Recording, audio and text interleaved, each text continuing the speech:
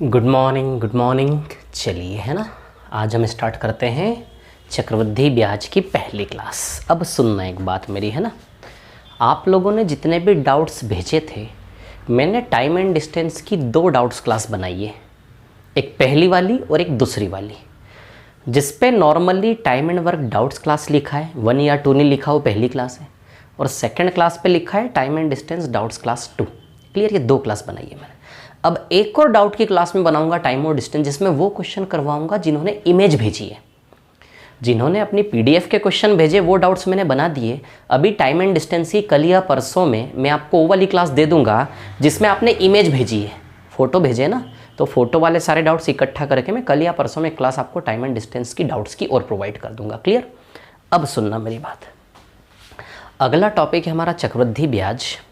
एक चीज़ ध्यान रखना है ना, अरिथमेटिक में ना, अरिथमेटिक में यदि मैं बात करूं तो नॉर्मली जो टॉपिक बड़े होते हैं, है ना, थोड़े बड़े वेटेज वाले टॉपिक होते हैं, तो बड़े वेटेज वाले टॉपिक में टाइम एंड डिस्टेंस आता था, जो बड़ा टॉपिक था वो हमने कवर किया। अभी एक एक प्रकार के क्वेश्चन हमने किया, कुछ नहीं छोड़ा मैंने।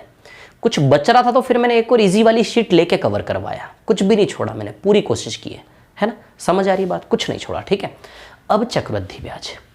चक्रवृद्धि ब्याज कैसा टॉपिक माना जाता है पता है आपको? कैलकुलेशन। जो गणित में जो कैलकुलेशन होती है ना, वो इसी टॉपिक में होती है, चक्रवृद्धि ब्याज में। चक्रवृद्धि ब्याज के बाद लाभ हानि और प्रतिशत, प्रॉफिट लॉस और परसेंटेज। तो सबसे ज़्यादा कैलकुलेशन वाला जो टॉपिक है ना, वो चक्रवृद्धि ब्याज है। क्लियर। और जो एक अरिथमेटिक मैथ्स का जो कोर एरिया है, सबसे बड़ा कोर एरिया, मतलब ये ऐसा टॉपिक है जो कॉम्प्लिकेटेड है, मेथड्स बहुत सारे, बहुत कुछ सीख रहे, बहुत इंटरेस्टिंग चीज़ है चक्रवृद्धि ब्याज। और सबसे पहली बात तो मेरा सबसे फेवरेट टॉपिक चक्रवृद्धि ब्याज है। समझ आ रही है बात? ठीक है, तो चक्रवृद्धि ब्याज बहुत गहराई में जाएंगे, इतने शानदार शानदार कॉन्सेप्ट मैं आपको दूंगा, मज़ा आ जाएगा, सच बता रहा हूँ। मतलब जो गणित मैं आपके सामने प्रदर्शन करूँगा ना, वो मैं आपके सामने प्रेजेंट कर पाऊंगा इस टॉपिक के ज़रिए कि क्या मैथ्स होता है। Time and distance, time and work तो ठीक था, कोई दिक्कत नहीं है, लेकिन जो गणित का जो एक हार्ट है ना, जो मतलब गणित का जो आनंद है, जो एक एक इंटरेस्ट है, वो इस टॉपिक में अंदर से निकल कर आएगा। बहुत मज़ा आएगा आपको इस टॉपिक में। अभी तक इतना मज़ा नहीं है, इस टॉपिक में बहुत मज़ा आएगा। क्यों मज़ा आएगा? क्योंकि इतनी सारी चीज़ों को मैं एक एक प्लेटफॉर्म पे ला कर कितने सरल तरीके से आपके सामने रखूँगा ना, मतलब मज़ा आ जाएगा। ठीक है, चलिए करते हैं स्टार्ट, है ना। और दूसरी चीज़, कई सारे बच्चे बैठे जो चक्रवृद्धि ब्याज मुझसे पढ़ चुके हैं, तो चिंता ना करें। हमेशा अभी तक जब मैंने चक्रवृद्धि ब्याज पढ़ाया है, मैं पहला टॉपिक चक्रवृद्धि ब्याज उठाता था अरिथमेटिक में। इस बार हमने ऑनलाइन में टाइम एंड वर्क से इनिशिएट किया, लेकिन अरिथमेटिक में मैंने हमेशा सबसे पहले चक्रवृद्धि ब्याज उठाया। ठीक है, अब मैं आपको एक चीज़ बता दूँ, चक्रवृद्धि ब्याज जो है, यहाँ पर जो लोग ऑलरेडी पढ़ चुके हैं वो लोग यदि देख रहे तो सुन ले, जैसा मैं वहाँ पढ़ाता था वैसा नहीं पढ़ाऊँगा यहाँ पे थोड़ा कम टाइम में हम कवर कर लेंगे चक्रवृद्धि ब्याज, क्योंकि जो मेथड्स थी ना उनको और कंपाइल कर लिया मैंने। मतलब जहाँ मैं आपको जो चीज़ में आपको 5 या 6 मेथड बताता था, वही 5 या 6 मेथड एक मेथड पे बेसिस पर अब मैं बताऊँगा। तो ज्ञान तो पूरा वही लोगे आप, लेकिन मैंने अपडेट कर लिया, बताने का तरीका, प्रेजेंट करने का तरीका बहुत शानदार। समझ आ रही बात? तो चलिए करते हैं स्टार्ट, है ना। मैं जैसा जैसा बोलूँ वैसे वैसे करना है, साथ साथ। क्लियर। मेन शीट के क्वेश्चंस मैं करवाऊंगा, प्रैक्टिस शीट के क्वेश्चंस आपको करना है। सीआई की शीट में जो सीआई की जो पीडीएफ है, वो दोनों प्रैक्टिस और मेन दोनों मैंने डाल दिए ऐप पर, है ना। दूसरी चीज़ एक और मैं आपको बता दूँ, जो इसकी आंसर शीट है ना, प्रैक्टिस शीट और मेन शीट दोनों की आंसर शीट में इंस्टॉलमेंट वाले क्वेश्चंस की आंसर शीट नहीं है, तो ये मैं अपडेट कर दूंगा भी आने वाले 3 या 4 दिन में। जब तक हम इंस्टॉलमेंट पे पहुंचेंगे, इस टॉपिक में किस्तों पे पहुंचेंगे, किस्तों वाले सवालों की आंसर शीट अवेलेबल नहीं है। टाइप 11 है शायद, वो जो भी टाइप है, वो वाला टाइप मिसिंग होगा आंसर शीट में। तो आने वाले 3 या 4 दिन में अपडेट कर दूंगा किस्तों पर जाने से पहले। समझ आ रही बात? चलो करते हैं स्टार्ट, है ना। चक्रवृद्धि ब्याज तो क्या होता है? चक्रवृद्धि ब्याज, चक्रवृद्धि ब्याज के बारे में हमने इतना जरूर सुना है कि ब्याज के ऊपर ब्याज, है ना, या फिर एक साधारण ब्याज होता है। चक्रवृद्धि ब्याज पढ़ेंगे, फिर चक्रवृद्धि ब्याज के बाद हम साधारण ब्याज टॉपिक पढ़ेंगे। बता रहा हूँ आपको, पहले हम चक्रवृद्धि ब्याज पढ़ेंगे, चक्रवृद्धि ब्याज पढ़ने के बाद फिर हम क्या पढ़ेंगे? साधारण ब्याज। बोलो समझे क्या बात को? क्लियर है ना? ठीक है, तो पहले चक्रवृद्धि ब्याज पढ़ते हैं। साधारण ब्याज की अलग दुनिया है पूरी। साधारण ब्याज को लाइटली मत लेना, वो इसके बाद पढ़ेंगे हमें ना, उसको लाइटली मत लेना, इजी मत लेना। वैसे इजी है लेकिन कुछ कुछ चीज़ें ऐसी जो बहुत क्रिटिकल है, कन्फ्यूजिंग है। ठीक है, चलो चक्रवृद्धि ब्याज की बात करें तो साधारण ब्याज और चक्रवृद्धि ब्याज में लोग डरते किससे? चक्रवृद्धि ब्याज से लोग घबराते डरते, क्योंकि चक्रवृद्धि ब्याज में ब्याज के ऊपर ब्याज लगता है, इंटरेस्ट पर इंटरेस्ट लगता है।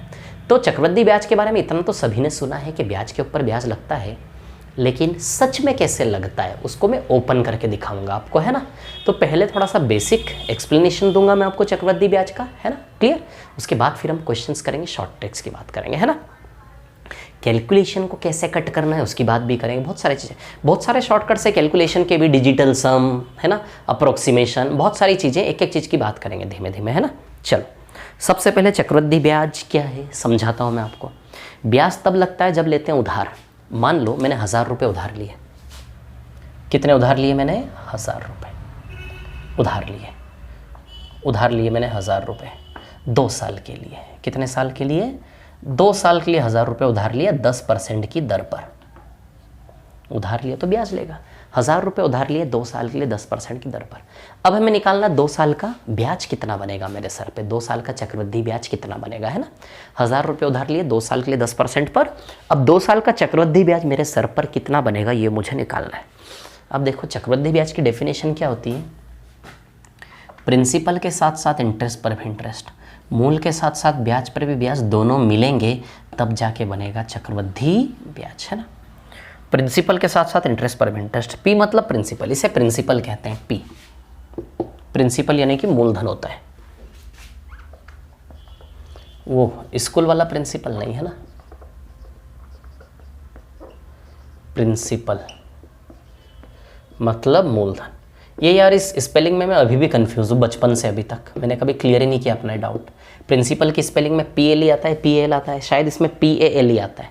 वो प्रिंसिपल तो सिद्धांत वाला हो जाता है, वो होता है ना फिजिक्स में पढ़ते हैं, अकॉर्डिंग टू दिस प्रिंसिपल, है ना, जो भी आइंस्टाइंस प्रिंसिपल, ये प्रिंसिपल वो PL ही होता है, ये PAL होता है शायद, है ना, बाकी छोड़ो, ठीक है। मूलधन, प्रिंसिपल मतलब मूलधन P, तो हमारे यहाँ का मूलधन कितना है? 1000 रुपये। समझ आई बात? प्रिंसिपल यानी कि मूलधन जो उधार लेते हो आप, है ना, ठीक है। प्रिंसिपल यानी कि मूल राशि, क्लियर। तो मूल के साथ साथ आई मतलब इंटरेस्ट है, आई मतलब यहाँ पर इंटरेस्ट है, इंटरेस्ट यानी कि ब्याज, है ना, इंटरेस्ट यानी कि वो ब्याज, है ना, क्या है ये? ब्याज, क्लियर इतनी बात, ठीक है। तो CI की डेफिनेशन क्या होती है? चक्रवृद्धि ब्याज की परिभाषा क्या होती है कि भैया मूल के साथ साथ ब्याज पर भी ब्याज। तो मूल पर लगाओगे ब्याज, इंटरेस्ट के ऊपर लगाओगे इंटरेस्ट, ब्याज के ऊपर लगाओगे ब्याज, दोनों मिलेंगे तब जाके बनेगा चक्रवृद्धि ब्याज।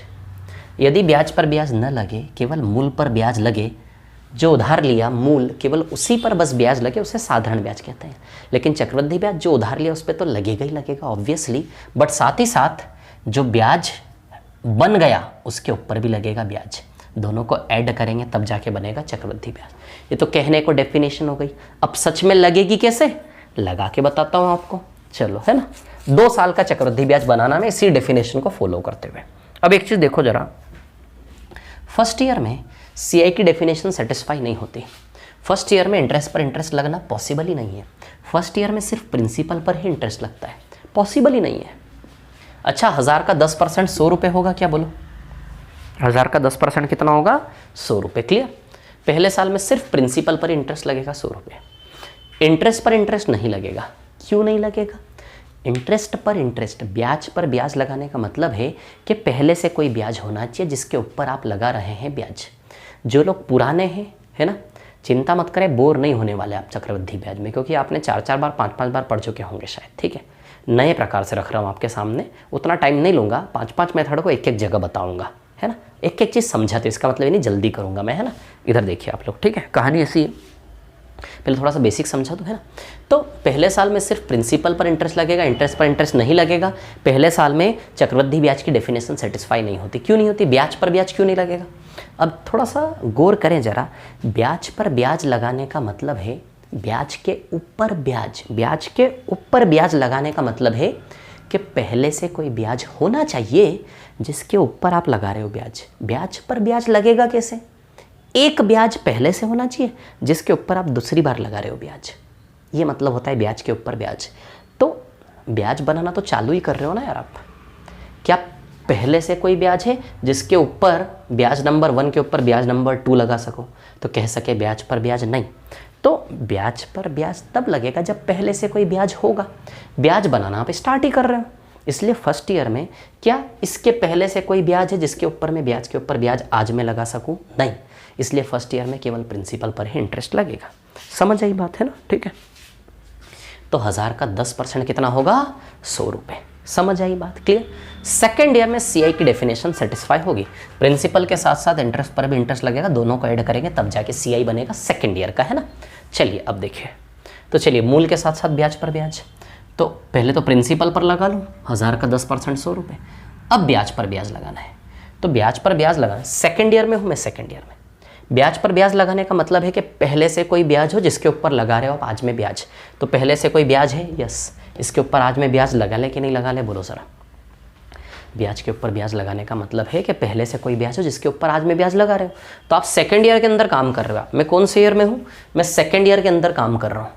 क्या सेकेंड ईयर के पहले से कोई ब्याज है जिसके ऊपर मैं आज में ब्याज लगा सकूँ? यस, ये 100 रुपये अभी बनाया ना ब्याज, सीधी सी बात। तो इसके ऊपर आपका ब्याज पर ब्याज लगेगा। तो इसका 10%, 100 का 10% 10 रुपये, या दूसरे साल का ब्याज 110। देखो पहले साल का ब्याज केवल 100 रुपये, दूसरे साल का ब्याज 110। बोलो समझे क्या नहीं समझे? क्लियर है? इतनी बात है ना? ठीक है। तो पहले साल का ब्याज 100 रुपये, दूसरे साल का 110। हमने सुना है कि चक्रवृद्धि ब्याज में, कंपाउंड इंटरेस्ट में हर साल इंटरेस्ट बढ़ता जाता है, बढ़ता जाता है, बढ़ता जा रहा है। आप ही देखो बढ़ा कि नहीं बढ़ा? पहले साल में सिर्फ 100 था, दूसरे साल में 100 + 10 110 हुआ कि नहीं हुआ? बोलो बढ़ा कि नहीं बढ़ा? क्यों बढ़ा? प्रिंसिपल के साथ साथ इंटरेस्ट पर भी इंटरेस्ट, पी पर इंटरेस्ट, आई पर इंटरेस्ट, दोनों को ऐड करोगे तब जाके बनेगा चक्रवृद्धि ब्याज दूसरे साल का 110, दूसरे साल का 110। समझ आई बात? क्लियर है ना? तो समझ में आया आपको? फर्स्ट ईयर में सिर्फ प्रिंसिपल पर इंटरेस्ट लगेगा, सेकेंड ईयर में प्रिंसिपल के साथ साथ इंटरेस्ट पर भी इंटरेस्ट। बोलो क्लियर है? इतनी सी बात है ना? ठीक है, खत्म कहानी। तो 1000 रुपये पर 2 साल में टोटल चक्रवृद्धि ब्याज कितना चुकाना है मेरे को? देखो 210 रुपये चक्रवृद्धि ब्याज चुकाना है क्या? 1000 रुपये पर 2 साल में कितना चक्रवृद्धि ब्याज चुकाना है मेरे को? बोलो ज़रा। 210 रुपये चुकाना है क्या? बोलो समझे क्या नहीं समझे? तो 1000 रुपये पर 2 साल का चक्रवृद्धि ब्याज कितना होगा? 210 रुपये। बोलो क्लियर है क्या? इतनी बात है ना? ठीक है। तो 1000 रुपये उधार लिए 2 साल के लिए 210 रुपये चक्रवृद्धि ब्याज चुकाना। ध्यान देना, इसमें जो ऊपर वाला ना 100 200 ये है साधारण ब्याज, सिंपल वाला इंटरेस्ट। इसे क्या कहते हैं? साधारण ब्याज, है ना। हर साल 100 साधारण ब्याज हर साल बराबर हो, तो पहले साल 100, दूसरे साल 100, तीसरे साल 100। तो इसी कहानी में से साधारण ब्याज कट करेंगे 200। अब देखो चक्रवृद्धि ब्याज में से साधारण ब्याज गया, तो ये क्या है? इन दोनों का डिफरेंस। देखो डिफरेंस 10 रुपये है क्या? डिफरेंस को मैं स्मॉल डी बोलूँगा अब से, है ना, ध्यान रखना। चक्रवृद्धि ब्याज और साधारण ब्याज का अंतर बताइए 10 रुपये है कि नहीं है? सॉरी, क्लियर है क्या? इतनी बात है ना। चक्रवृद्धि ब्याज और साधारण ब्याज का अंतर देखो, डिफरेंस 10 रुपये है कि नहीं है? बोलो समझे क्या नहीं समझे? तो अब आपको थोड़ी देर, ये मैं बेसिक बता रहा हूँ बिल्कुल चक्रवृद्धि ब्याज का। अभी शॉर्ट ट्रिक्स की बात करेंगे, ऐसी ऐसी शॉर्ट ट्रिक्स है कि मतलब हमारी आंखें चकाचौंध रह जाएंगी, ठीक है ना, बिल्कुल मतलब सरप्राइज हो जाएंगे हमें ना। समझ आ रही है? बहुत शानदार शानदार मेथड है, बहुत गहरी दुनिया, बहुत वास्ट है, बहुत सीखने को मिलेगा, मज़ा आ जाएगा। मतलब गणित का असली मज़ा इसी टॉपिक में आता है, ठीक है ना, क्योंकि इसमें कॉम्प्लिकेशन ज़्यादा है, और उन कॉम्प्लिकेशन को इतने जादुई तरीके से जब हम सॉल्व करेंगे ना, तो वो जो मज़ा है ना वो अलग है, ठीक है। अब देखिए क्या है कहानी, मैं आपको बताता हूँ। चक्रवृद्धि ब्याज कितना है? 210 है ना। साधारण ब्याज कितना है? 200। तो माइनस करेंगे, डिफरेंस कितना है? 10। समझ आई बात? तो अब इस पिक्चर को आपको रट लेना है, इस पिक्चर को दिमाग में छाप लो। ये 3 सर्कल की पिक्चर छाप लो इसको दिमाग में, कि ये हमेशा चक्रवृद्धि ब्याज है, ये हमेशा साधारण ब्याज है, और इस सर्कल का वैल्यू हमेशा CI/SI का डिफरेंस बताएगा। क्या बताएगा? Difference of CI and SI, CI/SI का डिफरेंस बताएगा। समझ आई बात? तो जब भी CI/SI के डिफरेंस की बात करें तो पूरा CI नहीं निकालना, पूरा CI/SI की डिफरेंस की बात करें, जब भी बोलेगा CI/SI का डिफरेंस निकालो, तो हमारे मन में क्या आएगा? पहले CI निकालो, फिर SI निकालो, फिर डिफरेंस लो। इतना नहीं करना। आप जानते हो कि इस स्ट्रक्चर में CI/SI का डिफरेंस का घर ये नीचे वाला सर्कल है क्या? नहीं, नीचे वाले सर्कल में जो लिखा होगा वो सीधे CI/SI का डिफरेंस 10 रुपये बोल दोगे, है ना। ऐसा तो नहीं करोगे, पहले इसको जोड़ोगे, फिर इसको जोड़ोगे, माइनस करोगे, तभी आएगा। जब सीधे दिख रहा है कि डिफरेंस 10 रुपये है तो 10 रुपये। तो इसीलिए डिफरेंस के घर का पता मैंने आपको दे दिया, ये डिफरेंस का घर यहाँ है, यहाँ डिफरेंस रहेगा, ठीक है। अब देखना एक और चीज़, थोड़ा सा आगे, शांति रखना है ना, पेशेंस रखना। पेशेंस रखने से इंसान बनता है, समय बदलता है इंसान का। एक और कैरेक्टर है अमाउंट इसमें। अमाउंट यानी कि मिश्रधन।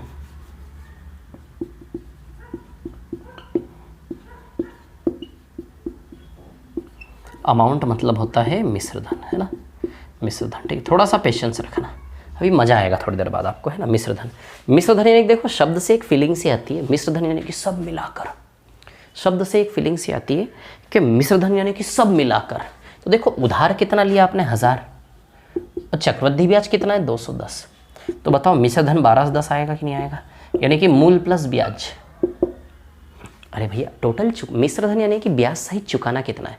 तो आपने उधार लिया 1000 और टोटल चक्रवृद्धि ब्याज 210, तो बताइए 1210 आप चुकाओगे कि नहीं चुकाओगे, बोलो, समझे कि नहीं समझे बात को, है ना। आपने 1000 रुपया उधार लिया और चक्रवृद्धि ब्याज 210 है, तो बताइए मिश्रधन 1210 आप चुकाओगे कि नहीं चुकाओगे, बोलो, समझे कि नहीं समझे बात को, क्लियर इतनी बात। तो मिश्रधन मतलब मिश्रधन सब मिलाकर, है ना। 1210 चुकाओगे कि नहीं चुकाओगे, मूल प्लस ब्याज। अब मिश्रधन, जब साधारण ब्याज पे उधार लोगे तो साधारण ब्याज जोड़ के रिटर्न करोगे पैसा, चक्रवृद्धि ब्याज पे उधार लोगे तो चक्रवृद्धि ब्याज जोड़ के रिटर्न करोगे। तो यहाँ हम चक्रवृद्धि ब्याज पे उधार लिए हैं ऐसा मान रहे हैं, इसलिए उधारी में चक्रवृद्धि ब्याज जोड़ के रिटर्न किया, तो यहाँ मिश्रधन चक्रवृद्धि ब्याज जोड़ के बना। साधारण ब्याज पे उधार लेते तो साधारण ब्याज जोड़ के लौटाते, तो वो भी मिश्रधन है। साधारण ब्याज पे उधार लेंगे तो मिश्रधन यानी कि कुल राशि साधारण ब्याज जोड़ के चुकाओगे, चक्रवृद्धि ब्याज पे उधार लोगे चक्रवृद्धि ब्याज कंपाउंड इंटरेस्ट ऐड करके चुकाओगे। समझ आ रही बात। तो CI 210 है, 1210 चुकाओगे कि नहीं चुकाओगे। अब ध्यान देना, इस कहानी में 5 कैरेक्टर है, एक P, ध्यान देना 5। ये चक्रवृद्धि ब्याज क्लास 1 लिखा हो, मिटा दो, फालतू जगह कवर कर रहा है ना। ठीक है, इस कहानी में 5 कैरेक्टर है, मैं आपको बता रहा हूँ।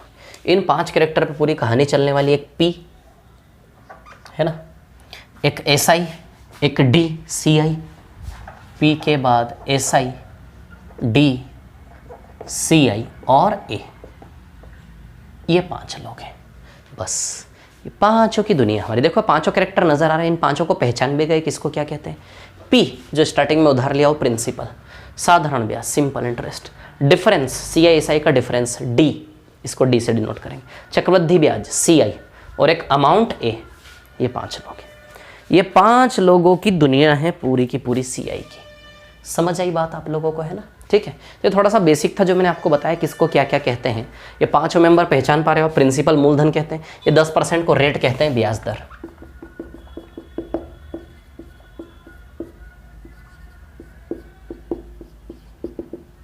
रेट ब्याज दर, है ना। अमाउंट मतलब मिश्रधन, क्लियर है आपको। ठीक है, SI मतलब सिंपल इंटरेस्ट साधारण ब्याज, समझ जाओगे। D मतलब डिफरेंस चक्रवृद्धि ब्याज साधारण, CI मतलब compound principal simple interest difference चक्रवृद्धि ब्याज अमाउंट। समझ गए चारों कैरेक्टर, क्लियर है। मूलधन जो उधारी लेते हैं उसको मूलधन कहते हैं, रेट यानी कि दर %। क्लियर है इतनी बात, है ना। तो इसको आराम से कॉपी कर लो। अब मैं चर्चा करूंगा इन 5 लोगों के बारे में, आराम से शांति से, बिल्कुल, है ना। ठीक है, मिटा दो इसको, है ना। आराम से क्लास को रोक के कॉपी कर लो आप लोग। ठीक है, अब देखो ये स्ट्रक्चर समझ में आया आपको, है ना। ठीक है, अब देखिए यहाँ पे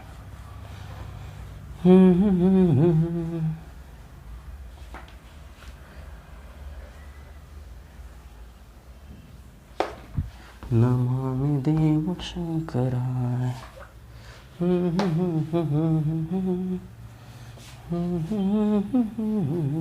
चलो देखो इधर पे, है ना, मैं क्या बता रहा हूं।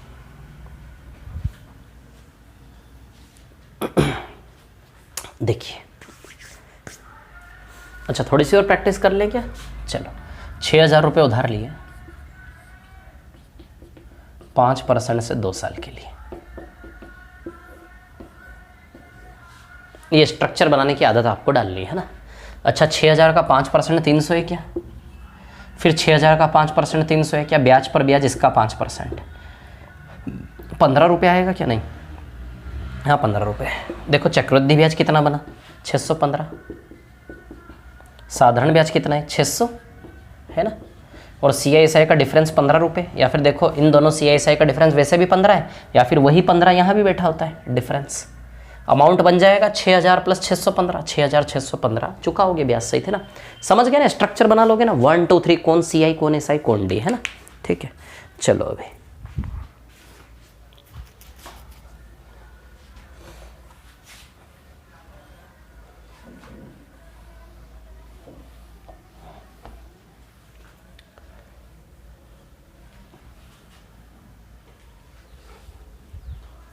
हाँ चलिए देखिए क्या है कहानी, आगे बात करते हैं ना।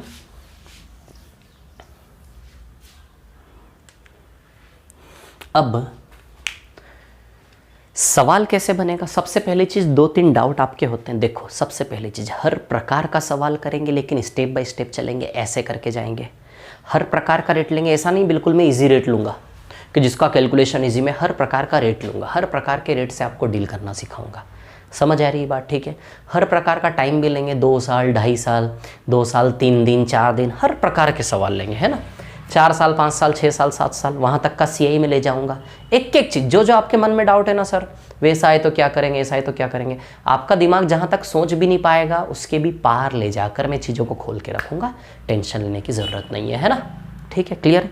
चलो अब बात करते हैं। ये 5 मेंबर दिख रहे हैं आपको। सबसे पहले ये जो टाइप फर्स्ट और टाइप सेकंड है ना, हम किस प्रकार पढ़ेंगे। टाइप फर्स्ट और टाइप सेकंड में सिर्फ हम 2 साल वाले सवाल पढ़ेंगे। कौन से सवाल पढ़ेंगे, 2 साल की उधारी वाले। टाइप फर्स्ट और टाइप सेकंड में हम 2 साल की उधारी वाले पढ़ेंगे। टाइप 3 और टाइप 4 में हम 3 साल 3.5 साल हर प्रकार का पढ़ेंगे। फिर टाइप 5 में हम 4 साल का पढ़ेंगे, ऐसे करके। तो अभी हम सिर्फ 2 साल की उधारी के ऊपर सवाल करेंगे, लेकिन जो तरीके जो मेथड 2 साल में चलेंगे वही मेथड वही तरीके 3 साल में भी चलेंगे। समझ आ रही है क्या बात आप लोगों को, है ना। चलो अब ध्यान दो ज़रा एक बार, है ना, ठीक है। अब देखिए क्या है कहानी। ये 5 मेंबर है। अब सवाल बनेगा कैसे मैं बताऊं आपको।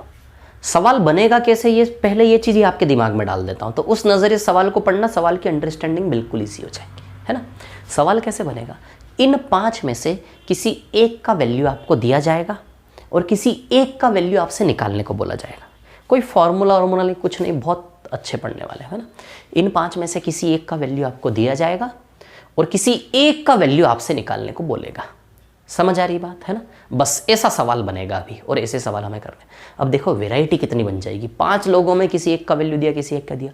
हो सकता है P दिया ऐसा ही निकालने को बोल दे, हो सकता है P दिया ऐसा ही निकालने को बोल दे, या फिर P दिया D निकालने को बोल दे, या फिर P दिया CI निकालने को बोल दे, या फिर P दिया A निकालने को बोल दे। P दिया और क्या निकालने को बोल दे, 4 वैरायटी बन जाएगी। समझ आ रही बात। अब मान लो ऐसा ही दिया, है ना, 4 वैरायटी बन जाएगी P को लेते हुए। ऐसा ही दिया P निकालना है ना, ऐसा ही दिया D निकालना है, ऐसा ही दिया CI निकालना है, ऐसा ही दिया है A निकालना है। मतलब लगभग 10 12 15 प्रकार के सवाल यहाँ क्रिएट हो जाएंगे, है ना। ये मैं बहुत सीधी लैंग्वेज में बोल रहा हूँ, लेकिन ये जो सवाल है ना, D दिया है, SI दिया है, CI निकालना है, ये सवाल की लैंग्वेज देखोगे ना तो सवाल 3-3 4-4 लाइन का बनता है। वो टफ होगा आपके लिए, लेकिन उन चीज़ों को बहुत सरल तरीके से आपके सामने प्रेजेंट करने वाला। इन 5 में से किसी एक का वैल्यू दिया जाएगा, किसी एक का वैल्यू निकालना है। रेट निकालने वाले क्वेश्चन करेंगे, टाइम निकालने वाले करेंगे, हर प्रकार के सवाल करेंगे, है ना। तो अब देखो यहाँ पर क्या है कहानी, में आपको बता दूँ, है ना। तो इन 5 में से किसी एक का वैल्यू दिया जाएगा, किसी एक का वैल्यू आपको निकालना है, ठीक है। थोड़ी सी मैच्योरिटी रखनी पड़ेगी अब पढ़ने में, बिल्कुल बच्चों की तरह नहीं लूँगा, थोड़ा सा मैच्योर्ड लेवल पे जाकर पढ़ाऊँगा अब आपको, है ना। एक एक चीज़ नहीं बताऊँगा, 4-5 चीज़ें एक एक साथ तरीके से स्ट्रक्चर बना बना के बताऊँगा, ताकि ज़्यादा सिलेबस हम कम टाइम में कर सकें। समझ आ रही है बात, ठीक है ना। ऐसा नहीं इसका मतलब समझाऊँगा नहीं, आपके दिमाग में उसको ले जाकर छोड़ूंगा, ये मेरी जिम्मेदारी। आप आराम से देखो, लोड नहीं लेना, है ना। तो इन 5 में से किसी एक का वैल्यू, किसी एक का वैल्यू निकालना है। चलो एक सवाल, सबसे पहले हम 2 साल पे बात कर रहे हैं ना। तो मान लो टाइम दिया है आपको 2 साल, 2 ईयर्स का टाइम गिवन है।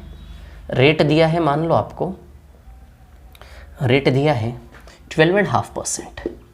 हर प्रकार के रेट लूँगा मैं, हर प्रकार के रेट, शांति रखना। 12.5% की दर है। आपको D दिया है 20 रुपये और आपको निकालना है P, ध्यान देना, है ना। अब एक और चीज़ मैं बता दूं आपको, जैसे थोड़ा सा परसेंटेज फ्रिक्शन की बात कर लेते हैं। अच्छा, जैसे 16 2/3% का फ्रिक्शन फॉर्म क्या होता है, 1/6। 14 2/7% को सॉल्व करोगे तो फ्रिक्शन फॉर्म 1/7 आएगा। 12.5% को सॉल्व करोगे तो फ्रिक्शन फॉर्म 1/8 आएगा। 11 1/9% को सॉल्व करोगे तो फ्रिक्शन फॉर्म 1/9 आएगा। 9 1/11% को सॉल्व करोगे तो फ्रिक्शन 1/11 आएगा। 8 1/3% को सॉल्व करोगे फ्रैक्शन 1/12 आएगा, है ना।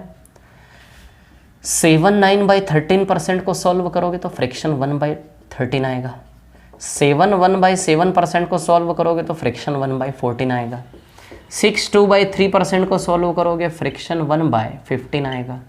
6 1/4% को सॉल्व करोगे फ्रैक्शन 1/16 आएगा, है ना। ऐसे तो बहुत सारे हो जाएंगे, समझ आ रही बात। ऐसे आगे आगे चलती जाएगी गाड़ी आपकी। अब जैसे हो जो इंपॉर्टेंट है, शांति रखना, बता रहा हूँ क्या करना है इसका, है ना। 20% का फ्रैक्शन फॉर्म 1/5 आएगा। 10% का फ्रैक्शन फॉर्म 1/10 आएगा। 5% का फ्रैक्शन फॉर्म 1/20 आएगा। 15% का फ्रैक्शन फॉर्म 3/20 आएगा, है ना। ठीक है,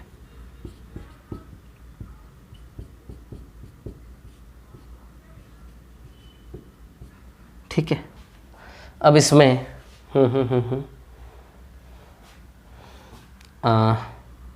बस ठीक है, इतना है ना। ऐसे बहुत सारे परसेंटेज के फ्रैक्शन बन जाएंगे।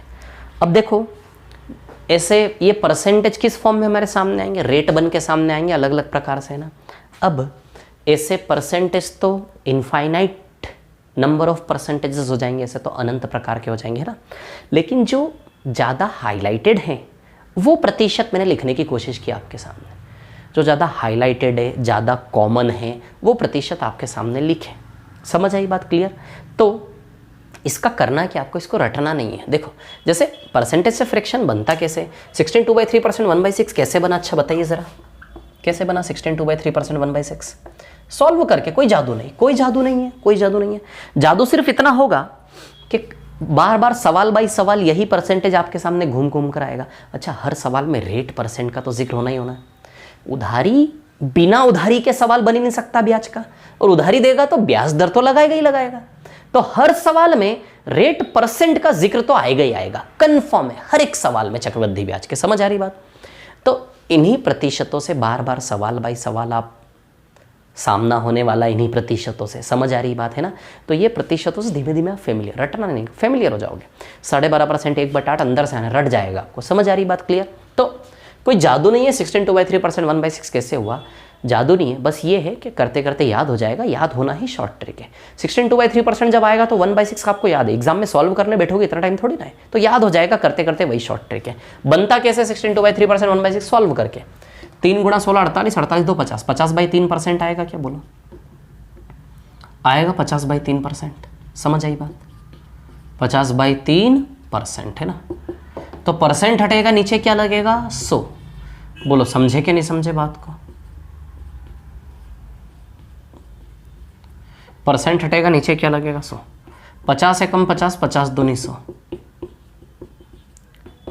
1/3 × 2 1/6 है ना। तो बताओ 16 2/3% 1/6 आएगा कि नहीं आएगा, बोलो समझे कि नहीं समझे बात को, है ना। तो 16 2/3% कितना आएगा बने। इसी प्रकार से हर एक परसेंटेज का फ्रैक्शन बनता है, कोई जादू नहीं है ना। तो ये परसेंटेज मैंने लिखे ताकि हमें ध्यान में रहे, ठीक है। आराम से इस क्लास को रोक के आप कॉपी कर लेना जो भी करना है आपको, ठीक है ना, आराम से, बाकी लोड नहीं लेना, ठीक है। तो परसेंटेज के फ्रैक्शन फॉर्म है ना। चलो अभी इधर देखो ज़रा, आप लोग मिटा दो इसको, है ना, ठीक है। चलिए देखिए मिटा देता हूँ, ये एक कॉलम रहने देता हूँ, बाकी आप क्लास को रोक के आराम से कॉपी कर लेना, है ना, जो करना है आपको, ठीक है। सब सॉल्व करके ही होता है ना। चलो इसको रहने दो बस इतने से पार्ट को, ठीक है। चलो अब देखो, मैंने बोला ना सवाल कैसे बनेगा, इन 5 में से किसी एक का वैल्यू दिया जाएगा, किसी एक का वैल्यू आपको निकालना है। देखो ज़रा यहाँ देखो, डी दिया है, पी निकालना है क्या। तो ये सवाल किस पे बना, इन दोनों पे बना क्या, डी दिया है और पी आपको निकालना है। समझ आई बात, डी दिया है और पी निकालना है, ठीक है। अब देखो यहाँ पर सबसे पहले 12.5% का फ्रैक्शन फॉर्म क्या होता है 1/8, है ना।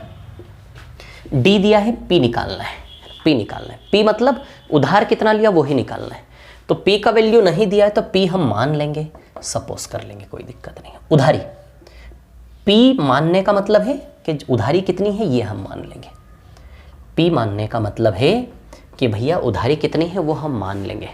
स्कूल में होता था ना, स्कूल में कोई भी चीज़ निकालनी होती तो let the value of this number be x, माना कि उस संख्या का मान x है जो निकालना है, फिर बड़ा सा कैलकुलेशन करके x बराबर इतना ऐसे करते थे।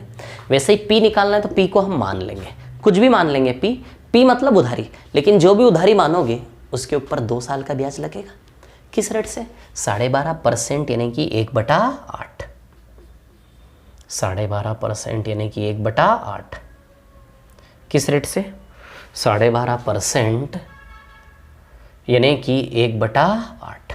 बोलो समझे कि नहीं समझे बात को? क्लियर इतनी बात? अब आप स्ट्रक्चर तो जानते हो, 2 साल के ब्याज का स्ट्रक्चर ऐसा होता है क्या, है ना?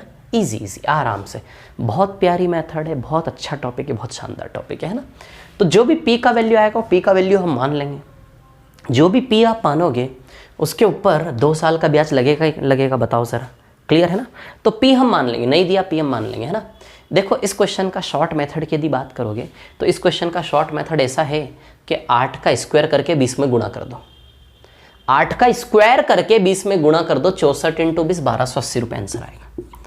आप शॉर्ट मेथड की यदि बात करते हो कि सर बहुत लंबा बता रहे, शॉर्ट मेथड कुछ नहीं है, खेल है, सब खेल है। समझ आ रही बात? 8 का स्क्वायर करके 20 में गुणा कर दो, शॉर्ट मेथड है इसका। अब वो मेथड कहाँ से आया, क्या कॉन्सेप्ट है, क्या बेस है, सारा ओपन करके दिखा रहा हूँ आपको, है ना? और हमें सिर्फ ये सवाल, मैंने एक सवाल लिया आपके सामने, लेकिन इस एक सवाल को हल करना नहीं बता रहा हूँ, इस एक सवाल के ज़रिए पूरा चक्रवृद्धि ब्याज आपके सामने खोल कर बता रहा हूँ। इन 5 मेंबर से डील करना सिखा रहा हूँ एक ही सवाल के ज़रिए। समझ आ रही बात है ना? तो देखो जरा इधर आंसर लाना है तो ये लो आंसर, खुश हो जाओ बस। अब शांति से बैठ जाओ और देखो मैं क्या बता रहा हूँ। तो पी नहीं दिया है, पी हम मान लेंगे। जो भी पी मानेंगे उसके ऊपर 2 साल का ब्याज बनेगा 12.5%, 1/8। समझ आई बात? क्लियर है ना? अब पी कुछ भी मान लो। अब एक चीज़ सुनना, ज्ञान वाली बात, ये जो प्रिंसिपल है ना इसको आप कुछ भी मान लो। इस प्रिंसिपल को आप कुछ भी मान लो, आंसर में कोई चेंज नहीं आएगा। समझ रहे हो मेरी बात को? इस प्रिंसिपल को ना आप कुछ भी मान लो, आंसर में कोई चेंज नहीं आएगा। समझ आई बात? कुछ भी मान सकते हो आप, ठीक है? पी को 1 मान लो, 2 मान लो, 1 लाख मान लो, 1 करोड़ मान लो, पी का वैल्यू x मान लो, y मान लो, a मान लो, b मान लो, कुछ भी मान लो। पी का वैल्यू, रास्ते बदलेंगे बट मंजिल एक ही आएगी 1280 आंसर के रूप में। समझ आ रही बात? तो अब सवाल उठता है, जब पी कुछ भी मानने से आंसर सेम ही आएगा, पी कुछ भी मान ले जब आंसर सेम ही आएगा, पी कुछ भी मानने से। समझ आ रही बात? जब कुछ भी मानने से आंसर सेम ही आएगा तो क्यों ना पी का वैल्यू ऐसा सपोज करें जिसकी वजह से रास्ते में आने वाला कैलकुलेशन बिल्कुल इजी हो। समझ आ रही बात? क्यों ना पी का वैल्यू ऐसा सपोज करें जिसकी वजह से रास्ते में आने वाला वैल्यू बिल्कुल इजी हो। समझ आई बात? क्लियर? तो अब देखो, जो भी प्रिंसिपल मानोगे, पहले साल का ब्याज नहीं, उस प्रिंसिपल का 1/8 निकाला जाएगा, है ना? जो भी प्रिंसिपल मानोगे, जो भी नंबर मानोगे, उसका 1/8 निकालेंगे, तब जाके फर्स्ट ईयर करने के पी का 1/8 निकालेंगे।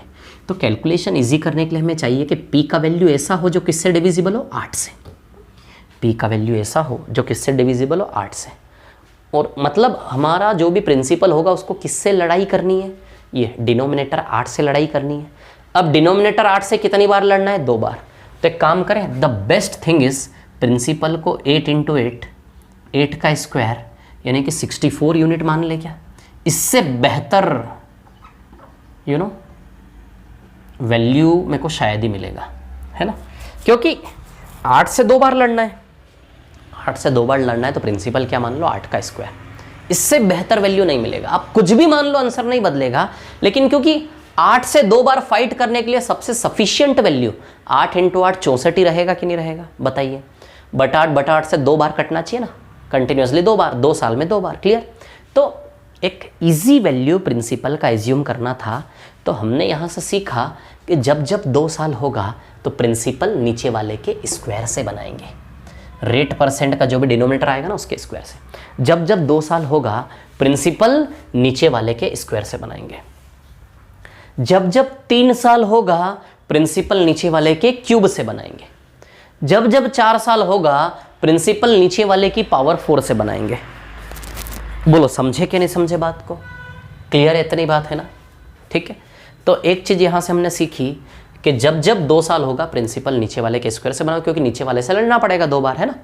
वैसे प्रिंसिपल कुछ भी मान लो, आंसर में कोई चेंज नहीं आएगा, लेकिन प्रिंसिपल ऐसा वैल्यू बनाओ जिसकी वजह से कैलकुलेशन ईजी से ईजी हो। तो सबसे ईजी कैलकुलेशन करने के लिए सबसे सफिशियंट जो प्रिंसिपल बनाने का तरीका वो ये है कि जब जब 2 साल हो तो नीचे वाले के स्क्वायर से, 3 साल होगा तो नीचे वाले के क्यूब से। ये तरीका हमने बनाया, इसी फॉर्मेट पे हम पूरा CI चलाएंगे, प्रिंसिपल एज्यूम करने वाला टास्क। समझ आई बात? बाकी कुछ भी एज्यूम करोगे आंसर सेम आएगा, लेकिन हम इसी को फॉलो करेंगे क्योंकि इजी वैल्यू बनता है इस प्रकार से, है ना। तो चलिए 64, तो चलिए बना ले 2 साल का CI, है ना। 2 साल का CI कैसे बनेगा? 8 के स्क्वायर का 1/8 8 आएगा, 8 के स्क्वायर का 64 का 1/8 8 आएगा, इसका 1/8 8 आएगा, इसका 1/8 8 आएगा, और इसका 1/8 1 आएगा। तो बताओ बन गया क्या CI? देखो जरा CI कितना बना आपका। CI 17 यूनिट बना के नहीं बना? SI 16 यूनिट बना के नहीं बना? कितना बना SI आपका? 16 यूनिट। और डिफरेंस कितना बना CI SI का डिफरेंस? देखो जरा 1 यूनिट बना के नहीं बना। और अमाउंट कितना बनेगा? मिश्र धन। उधार कितना लिया आपने? 64, है ना। और चक्रवृद्धि ब्याज कितना चुका रहे हो आप? 17। 64 + 17 बताइए 81 यूनिट बनेगा कि नहीं बनेगा? बोलो समझे कि नहीं समझे बात को, है ना। अमाउंट 64 + 17 81 यूनिट बनेगा कि नहीं बनेगा? बोलो समझे कि नहीं समझे बात को? क्लियर है बात इतनी, है ना। ठीक है, अब देखिए यहाँ पर क्या है कहानी, सुनिए। प्रिंसिपल कितना है? 64, है ना। 64 का 1/8 1/8 8 का 1/8 1, तो चक्रवृद्धि ब्याज 17 यूनिट, है ना। अब सुनना, देखो ये 5 मेंबर बन गए क्या हमारे? 5 मेंबर। प्रिंसिपल 64 यूनिट है, SI 16 यूनिट है, D 1 यूनिट है, CI 17 यूनिट है, और अमाउंट कितना यूनिट है? 81। समझ आई बात? तो सबसे पहले एक चीज़ जो मैं आपको सिखाना चाहता हूँ वो ये है कि ये जो रेट और टाइम है ना, जैसे ही रेट और टाइम आया, रेट और टाइम देखते से ही आपके 5 मेंबर तैयार हो जाने चाहिए ओरली विदाउट पेन। अभी मैं आपको विदाउट पेन ओरली निकालना सिखाऊंगा ये 5 मेंबर। जैसे ही रेट और टाइम देखा, रेट और टाइम देखते से ही P 64 unit, SI 16 unit, D 1 unit, CI 17 unit, और अमाउंट 81 यूनिट। रेट और टाइम देखते से ये 5 मेंबर आपके बन के तैयार हों। यहाँ मैं सबसे पहले आपका हाथ सेट करूँगा, बस ये कर लिया आपने, हमारा सवाल खत्म हो गया। ये चक्रवृद्धि ब्याज की शुरुआत होगी हमारी, बहुत शानदार।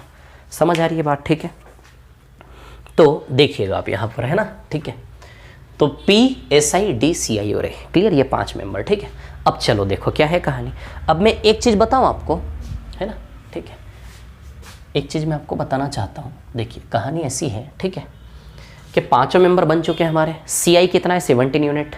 लेकिन ध्यान रखना, ये 5 मेंबर जो बनाए हमने यूनिट के लैंग्वेज में, ये सब हमारा एजम्पशन है, हमारा माना हुआ है, ओरिजिनल आंसर नहीं है। क्यों? क्योंकि हमने मूलधन ही माना, उधारी ही मान के इनिशिएट किया है, हमें एक्चुअल उधारी पता ही नहीं है। तो जब हमने उधारी ही मान के स्टार्ट किया है, प्रिंसिपल ही अज्यूम किया है, तो मानी हुई उधारी के आधार पर, उसके बेसिस पर जो भी डेटा बनेगा वो भी सब एजम्पशन ही कहलाएगा ना। समझ आ रही बात? तो ये 5 हमारे एजम्पशन है। अब देखो D दिया है, P निकालना है। इन 5 में से हमें किससे काम है इस सवाल में? इन 5 में से हमें इस सवाल में किससे काम है? बताइए, केवल और केवल D और P से काम है क्या? इन 5 में से हमें इस सवाल में किससे काम है? बताइए, केवल D और P से काम है क्या इन 5 में से हमें इस सवाल में? बोलो समझ में आ रही बात आप लोगों को? तो हमारे काम का D और P कहाँ है? देखो ये D है और ये P है। बस हमें इस सवाल में इन दोनों से केवल मतलब है क्या? ये P है और ये D है। बोलो समझे कि नहीं समझे? इन दोनों से केवल मतलब है हमें इस सवाल के लिए हल करने के लिए। D बराबर 20 रुपये, तो D कितना है? 1 यूनिट। ये 1 यूनिट किसके बराबर दिया? 20 रुपये। 1 यूनिट बराबर 20 रुपये, तो 64 बराबर कितना आ जाएगा आंसर? 1280। 1 बराबर 20, तो 64 बराबर 64 × 20, बताइए 1280 रुपये आएगा कि नहीं आएगा आंसर इसका प्रिंसिपल। लेकिन मैं एक चीज़ बताऊँ आपको, आप बाकी के चारों निकाल सकते हो। पूछा सिर्फ P है, आप चाहो तो बाकी के चारों मेंबर निकाल सकते हो। 1 बराबर 20, तो 16 बराबर 16 × 20 320, 17 × 20 340, 81 × 20 1620 है ना, और 64 × 20 1280। 5 में से किसी एक का भी वैल्यू मिल गया रुपए में, तो उस रिलेशन का यूज़ करके बाकी चारों मेंबर आ जाएंगे। लेकिन चारों में से हमें किससे काम है? केवल D से। समझ आई बात? तो 1 बराबर 20, तो 64 बराबर 64 × 20, बताइए 1280 रुपये आएगा कि नहीं आएगा इसका आंसर? समझ आई बात? लेकिन आप ये चीज़ देखो, कि कुछ भी दिया होता, कुछ भी पूछ लेता तो भी हम निकाल देते इस स्ट्रक्चर से आंसर, क्योंकि इस स्ट्रक्चर में तो पांचों मेंबर आपके सामने, पांचों में से किसी कुछ भी दिया होता, कुछ भी, और कुछ भी निकालना होता हम कर लेते। डीपी मान लो एसआई दिया होता, सीआई निकालना होता, ए दिया होता, पी निकालना होता, एसआई दिया होता, डी निकालना होता, कुछ भी। ये स्ट्रक्चर हर एक पांचों में से हर एक प्रकार के सवाल को करने में सक्षम है कि नहीं, क्योंकि स्ट्रक्चर पांचों मेंबर बनाता है।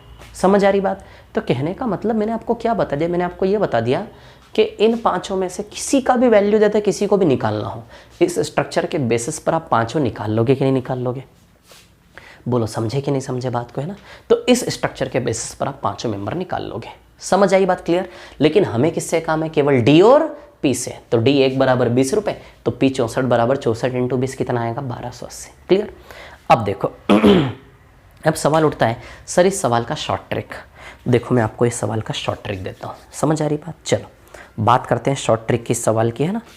तो अब सुनिए, इसका शॉर्ट ट्रिक ऐसा है, ठीक है?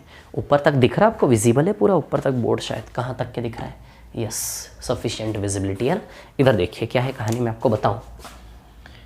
अच्छा, हमें किससे काम था? केवल डी और पी से। हमें किससे काम था? केवल डी और पी से। अब मैं बताता हूं डी और पी। डी और पी बनाने के लिए हमने इतना बड़ा स्ट्रक्चर बनाया, तो डी और पी बनाने के लिए इतना बड़ा स्ट्रक्चर बनाने की आवश्यकता नहीं है। डी और पी निकालने का डायरेक्ट तरीका मैं आपको बता देता हूं। डी और पी निकालने का डायरेक्ट तरीका है ना, डी और पी निकालने का डायरेक्ट तरीका है, देखिए मैं आपको बताता हूं। डी और पी निकालने का डायरेक्ट तरीका है ना, डी और पी निकालने का डायरेक्ट तरीका ऐसा है कि 12.5% 1/8 है ना, परसेंटेज को फ्रैक्शन बदलो, ऊपर वाले के स्क्वायर से हमेशा डी बनता है और नीचे वाले के स्क्वायर से हमेशा क्या बनता है? पी। ध्यान देना है ना मैं क्या बता रहा हूं, ठीक है? ऊपर वाले के स्क्वायर से हमेशा डी बनता है और नीचे वाले के स्क्वायर से हमेशा पी। खत्म हो गई बात। तो D1 का स्क्वायर यानी कि डी का वैल्यू बनेगा आपका 1 यूनिट, और 8 का स्क्वायर यानी कि पी का वैल्यू बनेगा आपका 64 यूनिट। ऊपर वाले का स्क्वायर डी का वैल्यू बनेगा 1 यूनिट, नीचे वाले का स्क्वायर पी का वैल्यू बनेगा 64 यूनिट। क्लियर? तो डी बराबर 1 यूनिट, पी बराबर 64 यूनिट, है ना? अब डी 1 यूनिट बराबर कितना है? 20 रुपये। 1 बराबर 20 रुपये, तो 64 बराबर 64 इंटू 20, 1280 रुपये। यस। अब सवाल उठता है कि सर ये डी और पी का मेथड ऐसा कैसे? देखो डी 1 यूनिट आया कि नहीं आया? 1, पी 64। पी तो वैसे ही नीचे वाले के स्क्वायर से बना ही रहे थे हम, पी तो डिनोमिनेटर के स्क्वायर से बना ही रहे थे 64। समझ आई बात? डी ऊपर वाले के स्क्वायर से बनेगा, है ना? तो डी 1 का स्क्वायर 8 का स्क्वायर, है ना? तो 1 यूनिट 64 यूनिट, 1 यूनिट बराबर 20 रुपये, तो 64 यूनिट बराबर कितना आएगा? 1280। बोलो समझ में है कि बात इतनी आप लोगों को, है ना? अब सवाल उठता है कि सर ये स्क्वायर स्क्वायर वाला मेथड कैसे बना, है ना? तब देखो ना, मैंने बोला था ना आपको 8 के स्क्वायर में 20 का मल्टीप्लाई करने से आंसर आएगा। देखो वही तो हो रहा है, 8 के स्क्वायर में 20 का मल्टीप्लाई करने से आंसर आ रहा कि नहीं आ रहा? 1280। तब आपको मैं बताना चाहता हूँ कि डी और पी कैसे बनता है। तो जब भी परसेंटेज को फ्रैक्शन, ये 2 साल 3 साल में क्यूब आएंगे, क्यूब।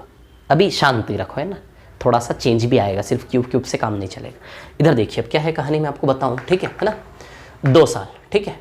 अब परसेंटेज को फ्रैक्शन में कन्वर्ट करोगे, ऊपर वाले के स्क्वायर से डी आएगा, नीचे वाले के स्क्वायर से हमेशा क्या आएगा? पी। अब देखो क्या है कहानी, मैं आपको बताऊं, ठीक है? जैसे फॉर एग्जांपल ये मेथड कैसे बना, यदि आप ये जानना चाहते हैं तो देखिए ना आराम से। इसको थोड़ा सा साइड में लिख देता हूं मैं, इधर पे बताता हूं, है ना? ठीक है?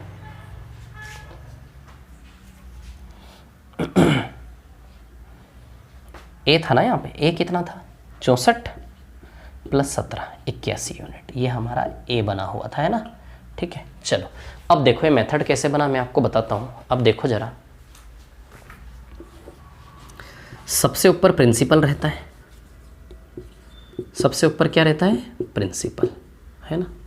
ठीक है, फिर उसके बाद फर्स्ट ईयर, सेकेंड ईयर, 1, 2 और ये 3, इतना स्ट्रक्चर रहता। दिख रहा है नीचे तक विजिबल है ना? अब देखिए यहाँ पर क्या है कहानी, पेशेंस रखना पड़ेगा तो सीख पाओगे, है ना? मेथड कैसे बनी, ठीक है? अच्छा, रेट परसेंट को जब भी आप फ्रैक्शन में कन्वर्ट करते हैं तो न्यूमरेटर डिनोमिनेटर 2 चीज़ें रहती है। रेट परसेंट को जब भी फ्रैक्शन में कन्वर्ट करते हैं न्यूमरेटर डिनोमिनेटर 2 चीज़ें होती कि नहीं होती, बोलो ज़रा, ठीक है? तो मैंने क्या बोला कि भैया कैसे बनेगा डी और पी? डिफरेंस और प्रिंसिपल, इसी की बात कर रहे हैं। डिफरेंस और प्रिंसिपल कैसे बनेगा? डिफरेंस ऊपर वाले के स्क्वायर से डिफरेंस बनेगा और नीचे वाले के स्क्वायर से क्या बनेगा? प्रिंसिपल। यही मेथड बताई मैंने आपको, है ना। ऊपर वाले के स्क्वायर से डी बनेगा और नीचे वाले के स्क्वायर से क्या बनेगा? पी। तो ऊपर वाले के स्क्वायर से डी और नीचे वाले के स्क्वायर से पी बनेगा। ये न्यूमरेटर अंश, ये डिनोमिनेटर हर। समझ आई बात? ऊपर वाले के स्क्वायर से डी, नीचे वाले। अब मैं प्रूव करके बताता हूँ ये मेथड कहाँ से बना। अच्छा, प्रिंसिपल हमेशा हम नीचे वाले के स्क्वायर से बनाते हैं क्या? प्रिंसिपल नीचे वाले के स्क्वायर से बनाते कि नहीं बनाते? बताओ सर, है ना। प्रिंसिपल नीचे वाले के स्क्वायर से बनाते हैं, है ना, ठीक है, डी स्क्वायर। क्लियर। अब देखो r% निकालेंगे, r% निकालेंगे, इसका r% निकालेंगे, यहाँ का वैल्यू आएगा, इसका r% निकालेंगे, यहाँ का वैल्यू आएगा, फिर इसका r% निकालेंगे तो यहाँ का वैल्यू आएगा, और यहाँ के वैल्यू को ही हम डिफरेंस कहेंगे कि नहीं कहेंगे? यहाँ के वैल्यू को हम प्रिंसिपल कहेंगे, यहाँ का वैल्यू को डिफरेंस कहेंगे। क्लियर। चलिए निकाले इसका r%। अच्छा, r% का मतलब n/d निकालना। जैसे r%, 12.5% का मतलब 1/8 था कि नहीं था? 1/8 निकालो। वैसे r% का मतलब n/d निकालोगे। डी स्क्वायर का जब आप n/d निकालोगे तो बताइए n इंटू डी आएगा क्या? डी स्क्वायर का n/d, डी स्क्वायर का n/d जब आप निकालेंगे तो बताइए n इंटू डी आएगा कि नहीं आएगा? क्लियर है ना। फिर इसका n इंटू डी का r% यानी कि फिर से n/d, तो n/d का n/d निकालोगे तो n कैंसिल, बताइए डी स्क्वायर आएगा कि नहीं आएगा? बोलो आएगा कि नहीं आएगा, है ना। तो n/d का n/d, n/d का n/d बताइए डी स्क्वायर आएगा कि नहीं आएगा? n/d का n/d निकालोगे n कैंसिल हो जाएगा, सीधी सी बात है ना यार। डी कैंसिल हो जाएगा, बताइए, सॉरी n स्क्वायर आएगा, डी कैंसिल हो जाएगा, है ना, n स्क्वायर आएगा, n स्क्वायर तो हो गया प्रूव। और क्या? ये डिफरेंस होता है, डिफरेंस n स्क्वायर और principal D square, difference n square principal D square, हो गया ना प्रूव। वो छोटी सी बात थी। डिफरेंस n स्क्वायर और प्रिंसिपल क्या है? D square. बोलो समझे कि नहीं समझे बात को, है ना। डिफरेंस n स्क्वायर और प्रिंसिपल क्या है? D square. बोलो क्लियर है क्या? इतनी सी बात आप लोगों को, है ना। तो डिफरेंस n स्क्वायर और प्रिंसिपल क्या है? D square. क्लियर। तो difference n square principal D square. Clear. तो हमेशा ऊपर वाले के स्क्वायर से डी बनेगा, नीचे वाले के स्क्वायर से क्या बनेगा? p। समझ आई बात? तो ये देखो यहाँ पे सिद्ध हो गया ना आपका। नीचे वाले डिनोमिनेटर के स्क्वायर से p बनेगा, न्यूमरेटर के स्क्वायर से d बनेगा। क्लियर। छोड़ो इसको अब, ठीक है ना। बोरिंग चीज़ थी, बोरिंग थी, लेकिन बट दैट्स अ प्रूफ कि भैया वो मेथड कैसे बना, है ना। चलो अभी देखो, अब आपको इतनी सी बात समझ में आ गई, है ना, ठीक है। क्लियर। डी और पी कैसे बनेगा? डायरेक्ट शॉर्ट तरीका समझ में आया। बाकी बेसिक तो मैंने बता ही दिया, पूरा बना के आप बना ही सकते हो, है ना। अभी बहुत सारा शॉर्ट इसमें बताना बाकी है, ठीक है। अब देखो डी और पी की बात करूँ, है ना। तब जैसे एक सवाल आया आपके सामने, टाइम 2 साल, रेट है 11 1/9%, है ना। डी दिया है आपको 10 रुपये, बोला निकालो पी, वही डी और पी। तो डी और पी के कॉम्बिनेशन का एक शॉर्ट मेथड क्या है हमारा, कि ऊपर वाले के स्क्वायर से डी बनेगा, नीचे वाले के स्क्वायर से p बनेगा। अब बताओ 11 1/9%, 1/9 होता है कि नहीं होता है? कैसे बनाओगे? d और p, d मतलब डिफरेंस, p मतलब प्रिंसिपल। ऊपर वाले के स्क्वायर से d बनेगा, नीचे वाले के स्क्वायर से p बनेगा। 1 का स्क्वायर बताइए 1 यूनिट आएगा, 9 का स्क्वायर बताइए 81 यूनिट आएगा क्या? बोलो समझ रहे हो बात? कितना आएगा? 81 यूनिट, है ना। तो ये 1 यूनिट, ये जो 1 यूनिट है d, ये किसके बराबर दिया आपको? 10 रुपये। 1 बराबर 10 रुपये, तो 81 बराबर 81 इंटू 10, बताइए 810 रुपये आंसर आएगा कि नहीं आएगा? बना लोगे? ऊपर वाले के स्क्वायर से नीचे वाले के स्क्वायर से बना लोगे? बोलो समझे कि नहीं समझे? क्लियर है ना, समझ में आ रहा है सवाल, ठीक है। ये क्वेश्चन डी और पी के कॉम्बिनेशन के साथ डील करना समझ में आ रहा है अभी आपको? अभी शांति रखना, ठीक है। इधर देखो अभी आप लोग डी और पी, है ना। अब जैसा सवाल आया आपके सामने, टाइम 2 ईयर्स पे बात करेंगे अभी, है ना। रेट आया 15%, है ना, ठीक है। और डी दिया है आपको 900 रुपये, निकालो भैया प्रिंसिपल। डी और पी, अभी मैं डी और पी पांचों में से कहाँ आपको फिक्स कर रहा हूँ? डी और पी पर, है ना, ठीक है। अब देखो 15% क्या होता है? 3/20 होता है क्या? तो कैसे बनेगा डी और पी? ऊपर वाले के स्क्वायर से डी बनेगा 9 यूनिट, और नीचे वाले के स्क्वायर से पी बनेगा 20 का स्क्वायर 400 यूनिट। बोलो बनेगा कि नहीं बनेगा? क्लियर आई क्या समझ में? बात समझ में आई? ऊपर वाले के स्क्वायर से भैया डी बनता है, नीचे वाले के स्क्वायर से पी बनता है। ऊपर 1 हो कुछ भी हो, न्यूमरेटर के स्क्वायर से डी बनेगा, डिनोमिनेटर के स्क्वायर से पी बनेगा। 9 यूनिट 400 यूनिट, ये 9 यूनिट बराबर डी देखो 900 रुपये दिया है, 9 बराबर 900, 2 जीरो का कनेक्शन है तो 400 इंटू 100 का कनेक्शन है तो 400 इंटू 100, बताइए 40,000 रुपये आएगा कि नहीं आएगा? बोलो आएगा कि नहीं आएगा? तो 400 इंटू 100, बताइए 40,000 रुपये आएगा कि नहीं आएगा? क्लियर है? इतनी बात समझ रहे हो? तो डी और पी के साथ आपको प्ले करना समझ में आया क्या है मेथड डी और पी का? तो वैसे ये बेसिक तरीका तो पांचों मेंबर बना के दे देगा आपको, है ना, पांचों मेंबर बन जाएंगे। लेकिन पांचों में से डी और पी का सेपरेट मेथड क्या है, इतना ना बनाना पड़े। डी और पी का शॉर्ट क्या है, तो डी और पी समझ में आया, न्यूमरेटर स्क्वायर डिनोमिनेटर का स्क्वायर, समझ आई बात? अब देखो मैं आपको एक एक करके सबका शॉर्ट ट्रिक बताता हूँ। देखो ये हो गया कहने को, पांचों मेंबर बन जाएंगे यहाँ से, लेकिन ये मेथड कहने को थोड़ा सा लॉन्ग हो गया इस प्रकार से, ठीक है। शॉर्ट कैसे करना है ये मैं आपको बता रहा हूँ, है ना।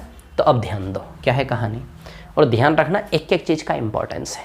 नहीं तो आप कहोगे सर ये तो बहुत स्पीड से बना लेंगे यार, पांचों मेंबर तुरंत दिख जाएंगे, क्यों ज़बरदस्ती डी पी ये वो करें। लेकिन महत्व है चीज़ों का, जब मैं क्वेश्चन करवाऊंगा ना तब इंपॉर्टेंस बताऊंगा। देखो ये मेथड बताया था कितना इंपॉर्टेंस है। अब आप इस क्वेश्चन को इस मेथड से करो, इससे करो, समझ आ रही है बात? ठीक है, टाइम लगेगा, है ना। तो एक एक चीज़ का इंपॉर्टेंस मैं आपको समझा रहा हूँ, अभी शांति रखना। तो अभी मैंने पांचों में से किसको अलग किया, डी और पी की केमिस्ट्री को अलग किया। कितना इजी कर लिया, न्यूमरेटर स्क्वायर डिनोमिनेटर का स्क्वायर। दूसरा रटने की जरूरत नहीं है, देखते देखते ही सब माइंड में सेट होगा, है ना। अब सुनिए मेरी बात, ठीक है। चलो देखो जरा इधर पे मैं क्या बता रहा हूँ आगे, है ना।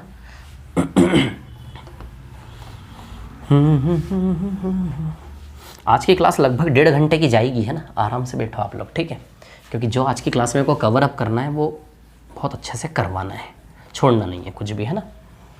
अब इधर देखिए सर आप लोग, ये डी और पी तो आप लोग सीख ही गए, है ना। डी और पी बनाना सीख लिया आप लोगों ने, ठीक है।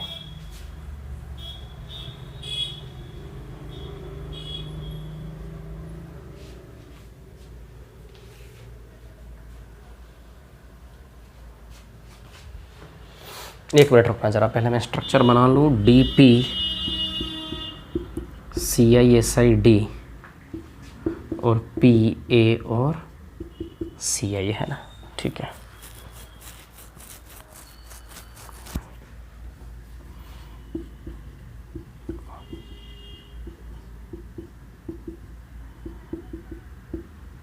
चलिए देखिए सर आप, है ना, डी पी तो इसकी सीक्वेंस कुछ यूँ बना देता हूँ मैं।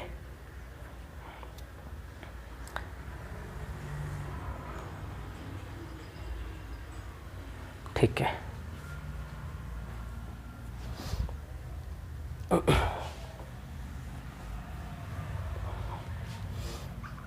सी I S I D P और ए, है ना।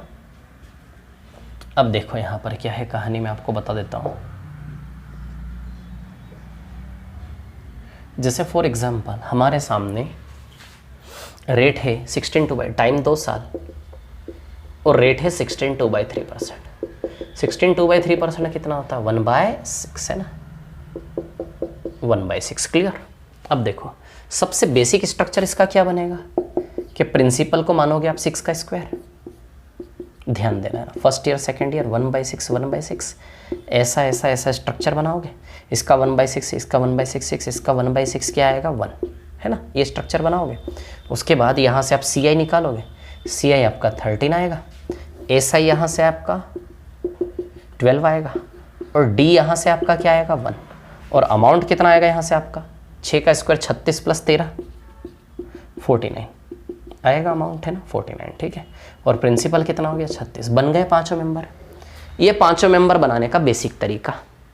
अब इन 5 में से छोटे छोटे तरीके क्या है इनको बनाने के, ये मैं आपके सामने रखता हूँ, है ना। ये पांचों मेंबर बनाने का सबसे बेसिक तरीका, है ना। क्लियर? समझ आई बात कि नीचे वाले के स्क्वायर से भैया प्रिंसिपल बना लो, नीचे वाले के स्क्वायर से प्रिंसिपल बना लो, फिर बस 1/6 1/6 ऐसे करके 6 और इसका 1/6 क्या होगा 1। क्लियर? इस प्रकार से, है ना। ये बेसिक तरीका जहाँ से पांचों मेंबर बन जाते हैं। अब मैं चाह रहा हूँ कि सिर्फ ये बेसिक तरीके पर डिपेंड मत रहो, अब शॉर्टकट्स पे आओ। देखो डी और पी का शॉर्टकट क्या सीखा हमने डी और पी का शॉर्टकट क्या सीखा हमने कि भैया डी और पी कैसे बनेगा, ऊपर वाले के स्क्वायर से डी बनेगा, नीचे वाले के स्क्वायर से पी बनेगा। ये डी और पी का शॉर्टकट है क्या, बोलो ज़रा। थोड़ा सा इधर ले लेता हूँ इसको। ये डी और पी बनाने का शॉर्टकट है, डी और पी के ऊपर वाले के स्क्वायर से डी, नीचे वाले के स्क्वायर से पी। ये डी और पी का शॉर्टकट है। समझ आई बात, ये डी और पी का शॉर्टकट है। ठीक है, अब मैं आपको एक शॉर्टकट बताने वाला हूं, एस आई डी और सी आई बनाने का एक शॉर्टकट है ना। फिर एक शॉर्टकट मैं आपको बताऊंगा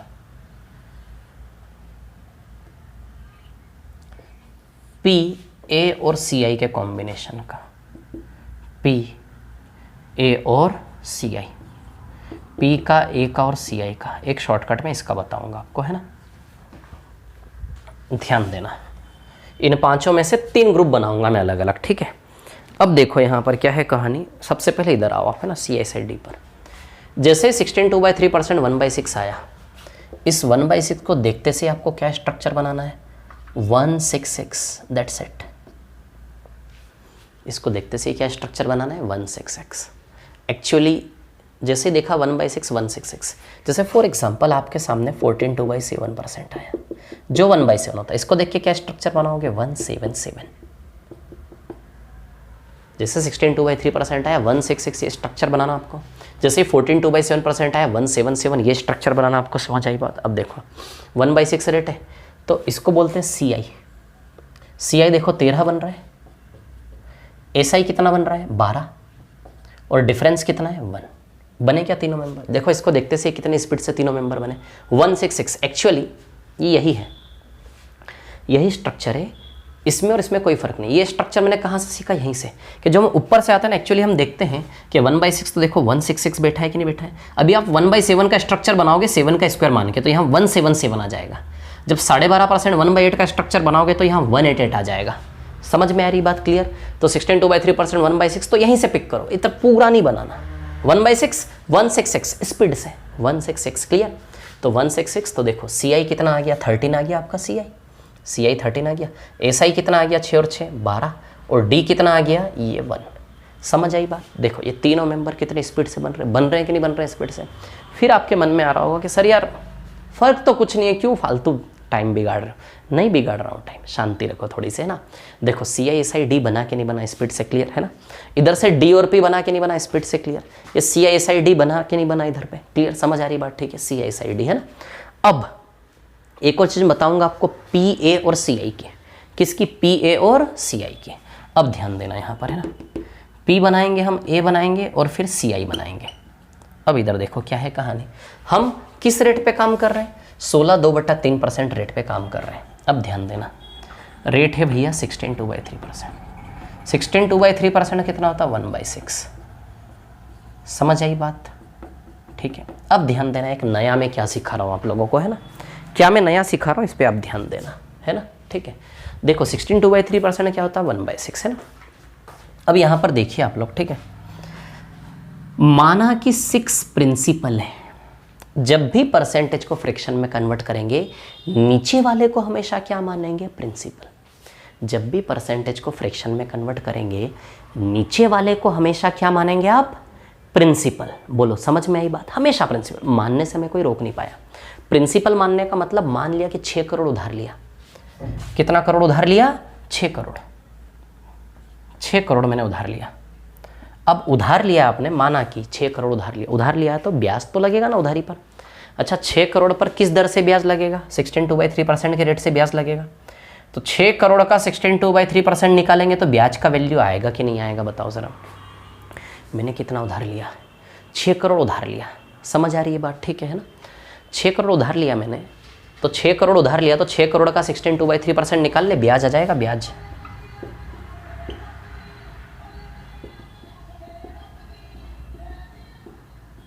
इंटरेस्ट है ना। ब्याज कैसे निकालोगे, 6 करोड़ का हम निकाल लेते हैं 16 2/3%। 16 2/3% निकालने का मतलब 6 करोड़ का 1/6। बताओ 1 करोड़ आएगा कि नहीं आएगा, बोलो ज़रा। आएगा 1 करोड़, क्लियर। तो देखो इंटरेस्ट 1 करोड़ बनेगा, 1 करोड़ इंटरेस्ट है। तो 6 करोड़ का 16 2/3% आपने देखा, ऊपर बैठा 1 करोड़ ही ब्याज का रोल प्ले कर लिया कि नहीं कर लिया, बताओ ज़रा।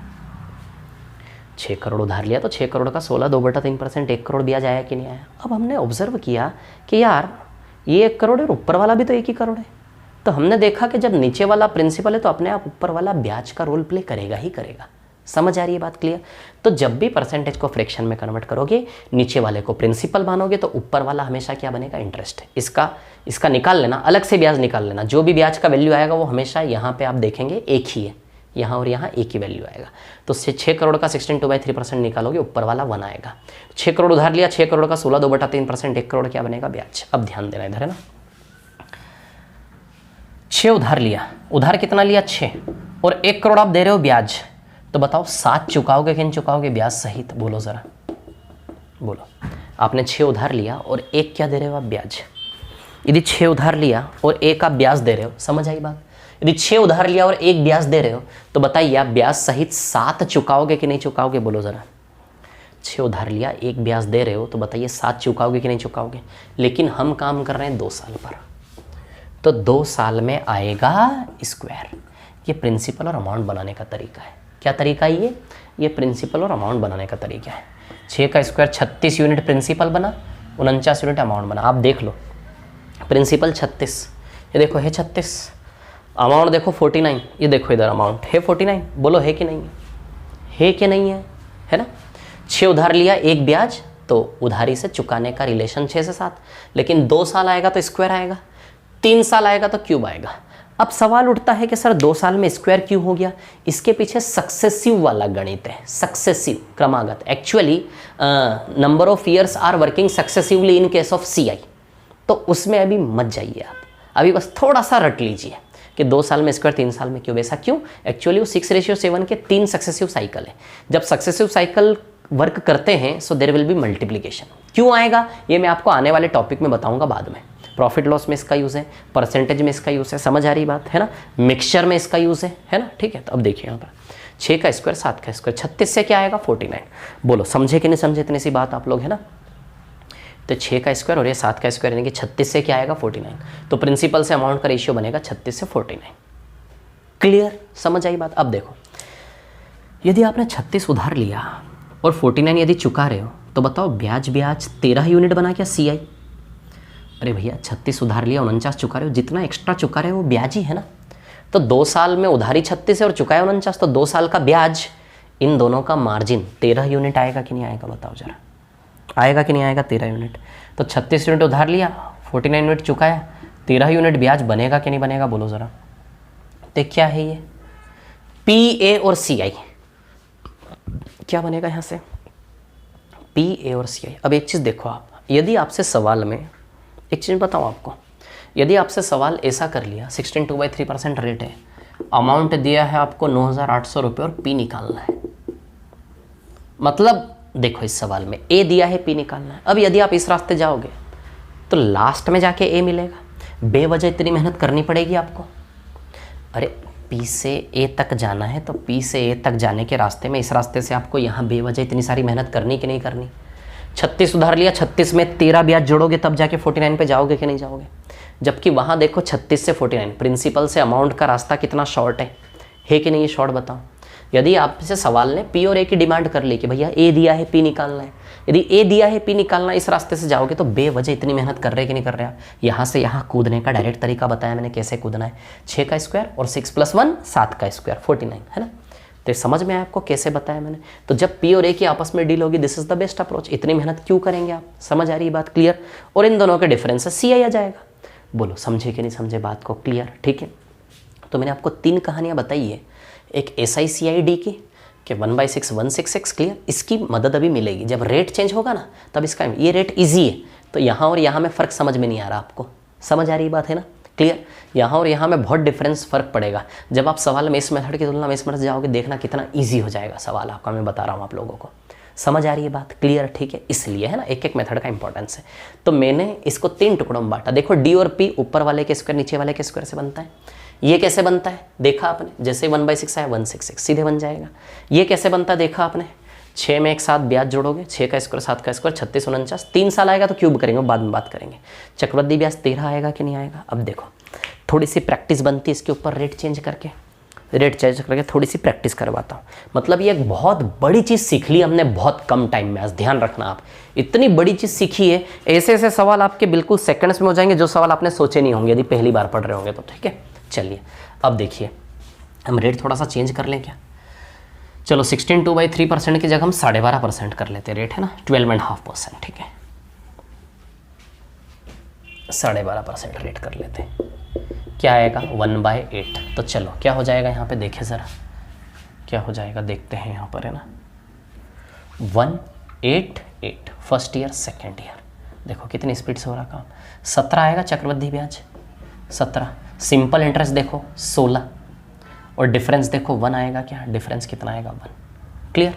इधर जाओगे तो सीधी सी बात है, न्यूमरेटर का स्क्वायर 1 का स्क्वायर, डिनोमिनेटर का स्क्वायर 8 का स्क्वायर।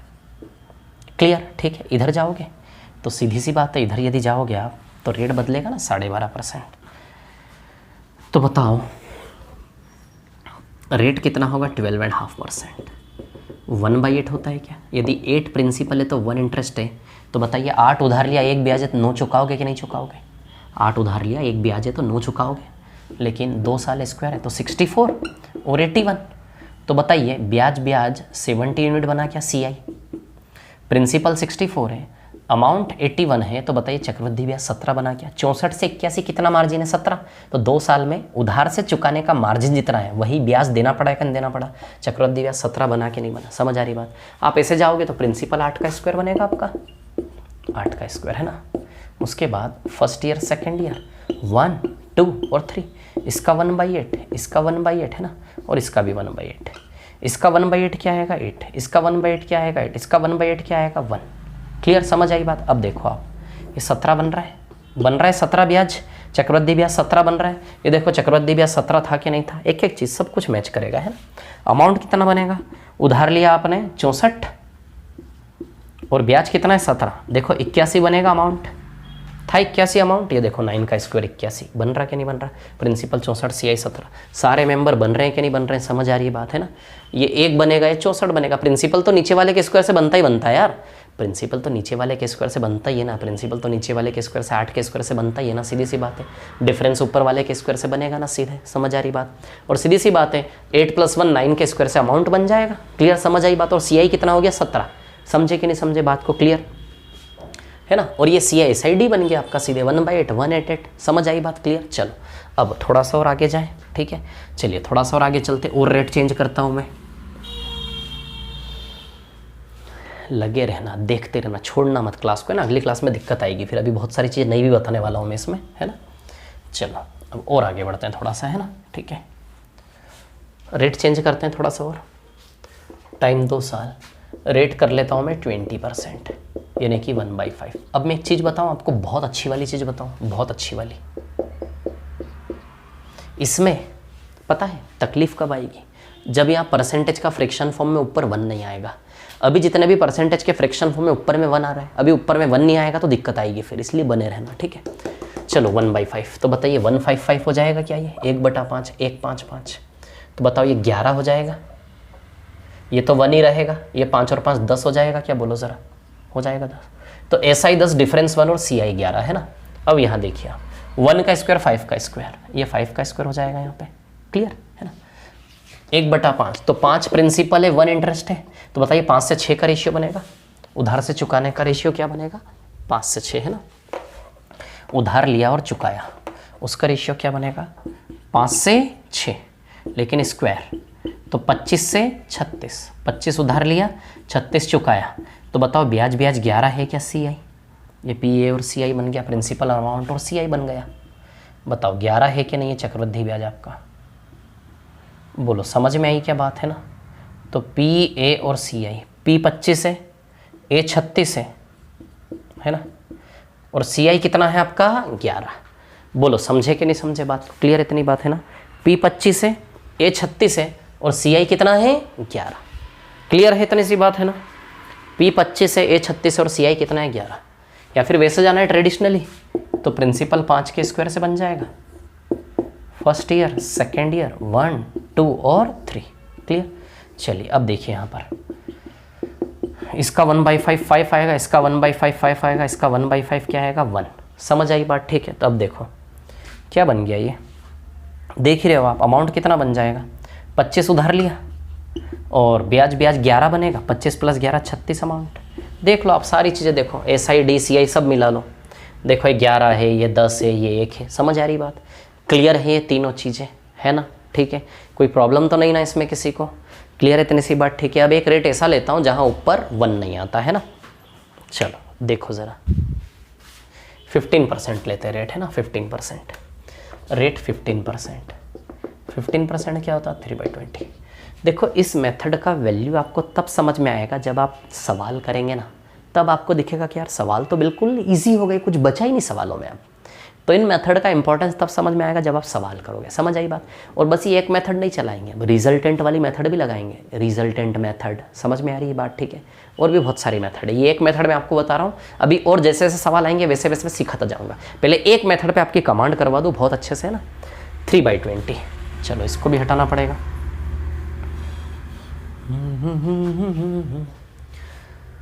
जे हो इधर देखो, ये 20% था ना, 20% 1/5 में 155 आता है ना?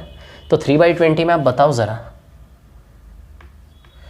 3/20 आएगा कि नहीं? जब 1/5 में 155 तो 3/20 में 3/20। बोलो समझे कि नहीं समझे? इसमें आना चाहिए आपको डाउट, अभी बताऊंगा, रुको, है ना? जब 1/5 में 155 तो 3/20 में 3/20। क्लियर इतनी बात है ना? तब देखो कितना आ रहा है? 43 आ रहा है CI, D कितना आ रहा है? D 3 आ रहा है, और SI 40 आ रहा है क्या? देखो जरा, 43 CI, D कितना आ रहा है? 3, और SI कितना आ रहा है? 40। क्लियर? ऊपर वाले का स्क्वायर नीचे वाले का स्क्वायर, है ना? ध्यान देना, अभी ऊपर वाले का स्क्वायर 3 का स्क्वायर, और नीचे वाले का स्क्वायर 20 का स्क्वायर, है ना? 3 का स्क्वायर, और ये किसका स्क्वायर? 20 का स्क्वायर। बोलो क्लियर है इतनी बात, है ना? ठीक है, इधर की बात करें तो सीधी सी बात है, इधर भी चेंजेस आएंगे, है ना? P और A के रेशियो में। चलो देखो जरा, P और A की बात करते हैं ना, ठीक है? तो उधार लिया 20 और ब्याज कितना है? 3, तो 20 उधार लिया, 3 ब्याज है, तो सीधी सी बात है 23 चुकाओगे क्या? 23। 20 उधार लिया, 3 ब्याज है, तो बताओ 23 चुकाओगे कि नहीं चुकाओगे? 20 उधार लिया, 3 ब्याज है, 23 चुकाओगे कि नहीं चुकाओगे? लेकिन 2 साल है तो स्क्वायर है ना, 20 का स्क्वायर 400, 23 का स्क्वायर 529 होता है। तो बताइए कितना ब्याज दे रहे हो? 129 ब्याज दे रहे हो। तो ये प्रिंसिपल हो गया, ये अमाउंट हो गया, और ब्याज कितना हो गया? 129। बोलो समझे कि नहीं समझे? ब्याज कितना हो गया? 129। बनेंगे तीनों मेंबर, समझ आई बात? अब इधर देखो जरा आप लोग, जब इसको बेसिक मेथड से ले जाओगे तो नीचे वाले के स्क्वायर से प्रिंसिपल बनेगा 20 का स्क्वायर, समझ आई बात? अब फर्स्ट ईयर सेकेंड ईयर, है ना? ठीक है, फर्स्ट ईयर और सेकेंड ईयर, क्लियर? ठीक है, अब देखिए यहाँ पर क्या है कहानी, मैं आपको बताता हूँ। 1, 2 और 3, 3/20, इधर भी आप लोगे 3/20, इधर भी आप लोगे 3/20। क्लियर? इसका 3/20 20 × 3 आएगा क्या? 3/20 करोगे तो एक 20 खा जाएगा, 20 × 3 केवल बचेगा, इधर भी 20 × 3 बचेगा, और इधर इसका 3/20 केवल 3 का स्क्वायर बचेगा क्या? बोलो ज़रा, है ना? इसका 3/20 करोगे तो बाई 20 से 20 कैंसिल, 3 × 3 3 का स्क्वायर आएगा, है ना? अब देखो आप, देखो वहाँ कोई दिक्कत नहीं है, D3 का स्क्वायर और P20 का स्क्वायर कोई दिक्कत नहीं है, ये डिफरेंस होता है ना, समझते हो ना आप लोग? ये पूरा CI है, SI और D है, डिफरेंस कितना है? 3 का स्क्वायर, और प्रिंसिपल कितना है? 20 का स्क्वायर, कोई दिक्कत नहीं, एब्सोल्युटली करेक्ट। चलो, प्रिंसिपल 20 का स्क्वायर बिल्कुल करेक्ट है ना? 20 का स्क्वायर 400 है ना? CI 60 60 120 129 आ रहा है, देखो 60 60 120 और 9 129 CI आ रहा है, तो 400 में 129 जोड़ोगे तो 529 अमाउंट बन जाएगा। ये भी सेट है। प्रॉब्लम यहाँ है कि सर यहाँ तो 60 60 9 है, देखो ना क्या है यहाँ पर, बताओ 60 60 9 है कि नहीं है क्या? देखो 60 60 9, यहाँ आपने 3 20 20 लिया, तो आप बोलोगे सर ये है ओरिजिनल दुनिया, इसके जैसी दुनिया बननी चाहिए ना तीनों जगह, ये ओरिजिनल दुनिया, दिस इज़ द रियल दुनिया हमारी, समझ आ रही बात? इसके जैसा शॉर्ट में यहाँ भी सेटिस्फाई हो रहा है, यहाँ भी हो रहा है, लेकिन सर यहाँ सेटिस्फाई नहीं हो रहा है, तो मैं आपको बता दूँ यहाँ सेटिस्फाई हो नहीं रहा, लेकिन आंसर इससे और इससे दोनों से सेम आएगा, कोई फ़र्क नहीं पड़ेगा, इससे और इससे दोनों से आंसर सेम आएगा, कोई फ़र्क नहीं पड़ेगा। एक्चुअली इस चीज़ का यूज़ ऐसे रेट में ज़्यादा होगा जहाँ ऊपर 1 नहीं है। ये कितना बड़ा देखो, कितने छोटे में निपटेंगे आप, समझ आ रही है बात? ठीक है ना? अब देखो क्यों फ़र्क नहीं पड़ेगा, देखो फ़र्क इसलिए नहीं पड़ेगा कि इन तीनों में से 3 कॉमन निकालो ज़रा, यदि 3 कॉमन निकाल लिया इन तीनों में से, यहाँ से भी 3 उड़ा दो, यहाँ से भी 3 उड़ा दो, यहाँ से भी 3 इंटू 3 है, एक 3 उड़ा दो 3 बचेगा। बताओ तीनों में से 3 कॉमन निकालने के बाद वो पिक्चर है कि नहीं है? तो एक्चुअली इसमें और इसमें चेंज कुछ नहीं है, 3 इंटू किया हुआ इसमें, 3 कॉमन निकाल लोगे तो वही चीज़ है कि नहीं है? समझ आ रही है बात? ठीक है, तो यहाँ आप कंफ्यूज मत होना, इसीलिए मैंने बताया इससे भी सेम आंसर आएगा, उससे भी सेम आएगा, इसलिए दिक्कत नहीं है। अब क्वेश्चन में कई बार CI/SI का रेशियो मांगा जाता है कि भैया चक्रवृद्धि ब्याज साधारण ब्याज का रेशियो बताओ। तो देखो जब इस रास्ते जाओगे तो चक्रवृद्धि ब्याज साधारण ब्याज का रेशियो निकालना कितना सरल है। चक्रवृद्धि ब्याज 43 और साधारण ब्याज 40। देखो चक्रवृद्धि ब्याज साधारण ब्याज का रेशियो आएगा कि नहीं आएगा? सीधे बोलो, समझे कि नहीं समझे बात को? क्लियर है इतनी बात है ना? चक्रवृद्धि ब्याज साधारण ब्याज का रेशियो आएगा कि नहीं आएगा? बोलो समझे कि नहीं समझे? 43 और 40 आएगा कि नहीं आएगा सीधे रेशियो? छोड़ो इसको, मत निकालो रेशियो में।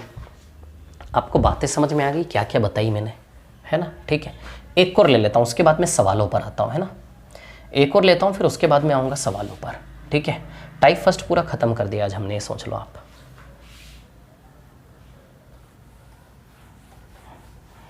चलो जैसे फॉर एग्जाम्पल 8% आया है ना, 8%। 8% कितना होता है? 2/25 है ना, 8% होता है 2/25। ठीक है, तो ऊपर वाले के स्क्वायर से d बनेगा। 8% को सॉल्व कर लेना 8/100 का 8/100 करके, है ना, और 25 के स्क्वायर से p बनेगा। क्लियर? प्रिंसिपल और अमाउंट की बात करें, 25 उधार लिया, 2 ब्याज है, तो बताओ 25 उधार लिया, 2 ब्याज, 27 चुकाओगे, 25 का स्क्वायर 27 का स्क्वायर, है ना, 25 का स्क्वायर 625, 27 का स्क्वायर कितना होता है? 729। कितना ब्याज बन रहा है? 2 0 102 ब्याज बनेगा शायद, है ना। 625 और 729 नहीं 104 ब्याज बनेगा, CI है ना। इधर जाओगे तो 2/25 यानी कि 2 25 25, खत्म कहानी, इतना शॉर्ट में। समझ आई बात? अब देखो यहाँ पर क्या है कहानी, मैं आपको बता दूँ। देखो CI कितना बन रहा है? 52। SI कितना बन रहा है? 50। और D कितना बन रहा है? 2। समझ आई क्या बात? अब आप ये भी बोलोगे सर यहाँ D अलग है, यहाँ D अलग है, यहाँ D 2 का स्क्वायर है, यहाँ D तो 2 ही आ रहा है। तो ऐसा नहीं है, आंसर में कोई फर्क नहीं पड़ेगा इससे। जब D और P का गेम आपको वैसे कन्फ्यूज मत होना, ये अलग दुनिया, ये अलग दुनिया। एक्चुअली यहाँ भी 2 का स्क्वायर ही था, जैसे यहाँ 20 × 3 20 × 3 20 × 3, ये 3 का स्क्वायर था कि नहीं था यहाँ पर, लेकिन 3 काटने के बाद 3 बचा था। वैसे ही यहाँ भी 2 का स्क्वायर ही आएगा, लेकिन 2 2 2 तीनों में से काटने के बाद इंटू 2 इंटू 2 इंटू 2 करोगे तो वो आ जाएगा ना वापिस ओरिजिनल। ये 2 का स्क्वायर ये 100 हो जाएगा, ये 104 हो जाएगा, है ना। यहाँ करोगे ना, जब 8% का पिक्चर यहाँ बनाओगे आप, तो वैसा ही आ जाएगा वो सीधे, जैसे मैं बना के बता देता हूँ। नहीं छोड़ते कुछ भी, थोड़ी सी भी दिक्कत होगी तो प्रॉब्लम क्रिएट होगी ना। अब इधर देखो, यहाँ पर आप लोगों को मैं क्या बता रहा हूँ, है ना। 8% 2/25 तो प्रिंसिपल 25 के स्क्वायर से बना लेंगे हम, ठीक है। फर्स्ट ईयर, सेकेंड ईयर 1 2 और 3, है ना। ये 2/25, ये 2/25 और इधर भी 2/25। क्लियर? तो 25 के स्क्वायर का 2/25 25 × 2 आएगा, इधर भी 25 × 2 आएगा, इसका 2/25 2 का स्क्वायर आएगा। अब देखो जरा, आप देख रहे हो, लेकिन इन तीनों में से यदि 2 2 कॉमन निकाल लो, देखो 25 25 2 बचेगा कि नहीं बचेगा? 25 25 2 यानी कि D2 बचेगा कि नहीं बचेगा? समझ आई बात? तो आप समझना कि ओरिजिनल 2 का स्क्वायर ही, लेकिन वो 2 कॉमन निकाल लिया इन तीनों में से, क्योंकि इंटू 2 तीनों में कर दो या फिर इंटू 2 मत करो, आंसर में कोई चेंज नहीं आएगा यहाँ पे। समझ आ रही है बात? क्लियर है इतनी सी बात आप लोगों को? ठीक है, इसीलिए हमें क्या करना है, इसमें यही मेथड लगानी है, उसमें वही मेथड लगानी है, ठीक है। अभी क्वेश्चन करेंगे तो कन्फ्यूजन आपका दूर हो जाएगा, है ना, ठीक है। अब देखो एक और चीज़ मैं आपको बता दूँ। अब आप चाहो ना, यदि आप चाहो तो 5 मेंबर यहाँ से बना सकते हो। देखो P तो बन गया, A तो बन गया, CI भी बन गया, बस SI और D बाकी है। 5 मेंबर यहाँ से उठा के भी, जैसे आप देख रहे हैं, कोई एक तरीका बताओ सर जहाँ से 5 बन जाए सस्ते में। जैसे मैंने बताया 5 यहाँ से बन जाएंगे, लेकिन हमने क्या देखा कि जब 5 यहाँ से बनाएंगे ना, यदि इस रेट में ये वाला क्वेश्चन आ गया ना इस प्रकार से, तो यहाँ से करने में आप पागल हो जाओगे, बहुत लेंदी हो जाएगा, बहुत बेकार हो जाएगा। और इसी सवाल को इस रास्ते लोगे तो बहुत ईजी हो जाएगा। समझ आ रही बात? तो आपको ये तो ध्यान है, ये तो सीखा ही हमने, लेकिन ये सीखने के साथ साथ ना, अरे भगवान, आपको ये सीखना ज़रूरी है ना। समझ आई बात?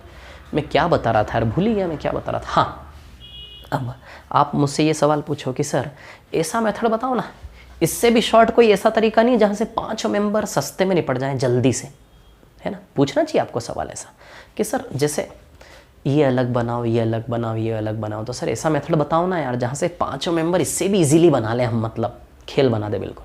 यहाँ से बन जाएंगे पाँचों मेंबर। देखो पी ए और सी आई तो बन गया आपका, क्या बाकी है? एक तो डी और एस आई बाकी है। बोलो डी और एस आई बाकी है क्या नहीं है? अब आप जानते हो डी ऊपर वाले के स्क्वायर से बनता कि नहीं बनता, यानी डी 4 बनेगा। अरे भैया जब ये तीनों वर्ड डी बनाने में क्या दिक्कत है, डी तो ऊपर वाले के स्क्वायर से बनता ही है। अरे जब ये 3 वर्ड डी बनाने में कितनी, मत जाओ ना उधर, डी बनाने में कितनी देर लगेगी? जब पी नीचे वाले के स्क्वायर से बन जाता है, पी जब नीचे वाले के स्क्वायर से बना चुके हो तो डी ऊपर वाले के स्क्वायर से बना क्यों नहीं लो, आगे हाथ इसके साथ, ऊपर वाले के स्क्वायर से डी बन गया। अब आप जानते हो कि भैया सी आई एस आई का जो अंतर है वही 4 है ना, ये डी क्या है, सी आई और एस आई, ये एस आई है और ये सी आई, सी आई और एस आई का अंतर 4 है ना। यदि इन दोनों का अंतर 4 है तो सीधी सी बात है एस आई 100 बन जाएगा कि नहीं बन जाएगा। अरे डी क्या है, सी आई और एस आई का फ़र्क है ना, सी आई और एस आई में फ़र्क 4 का, डिफरेंस आया मतलब सी आई एस आई का फ़र्क पता चल गया, डिफरेंस पता चल गया। सी आई एस आई का डिफरेंस कितना है 4, यदि 4 डिफरेंस है और ये 104 है, सीधी सी बात है एस आई 100 आएगा, क्योंकि एस आई छोटा होता है सी आई से, 4 पीछे 4 आगे तो नहीं जाएगा ना, फ़र्क 4 है तो 4 पीछे जाएगा 100। बन गए पाँचों मेंबर, 1 2 3 डी और ये एस आई। बताइए पाँचों मेंबर बने कि नहीं बने? तो आप चाहो तो पाँचों मेंबर यहाँ से भी खींच सकते हो, लेकिन द बेस्ट, जो सबसे बेहतर जो काम है वो ये है कि जब भी डी और पी की डील हो सवाल में तो इस रास्ते जाओ, ऊपर वाले का स्क्वायर नीचे वाले का स्क्वायर। जब भी सवाल में सी आई एस आई डी की डील हो तो इस रास्ते जाओ, और जब भी सवाल में पी ए और सी आई की डील हो इस रास्ते से पाँचों मेंबर मत बनाओ। समझ आ रही बात? ठीक है, अभी मैं बताऊंगा आपको, ठीक है। समझ आ रही बात क्लियर? तो पाँचों मेंबर यहाँ से बन जाएंगे, यहाँ से बन जाए, यहाँ से, लेकिन मैंने जो सीखा है मैंने सिर्फ इतना सीखा है इसमें, मत जाओ यहाँ तक। समझ आ रही बात? अभी सवाल हम करते हैं थोड़े बहुत कुछ एक, तो समझ में आएगा आपको, है ना। थोड़े सवाल मैं इसके करवा देता हूँ, है ना। 1.5 घंटे क्लास ले लेते हैं, 9 मिनट और बचे, 9 मिनट और पढ़ लेते हैं। ये 9 मिनट में सारे सवाल हो जाएंगे आपके जितने भी हैं। चलो इधर देखो जरा आप लोग, है ना।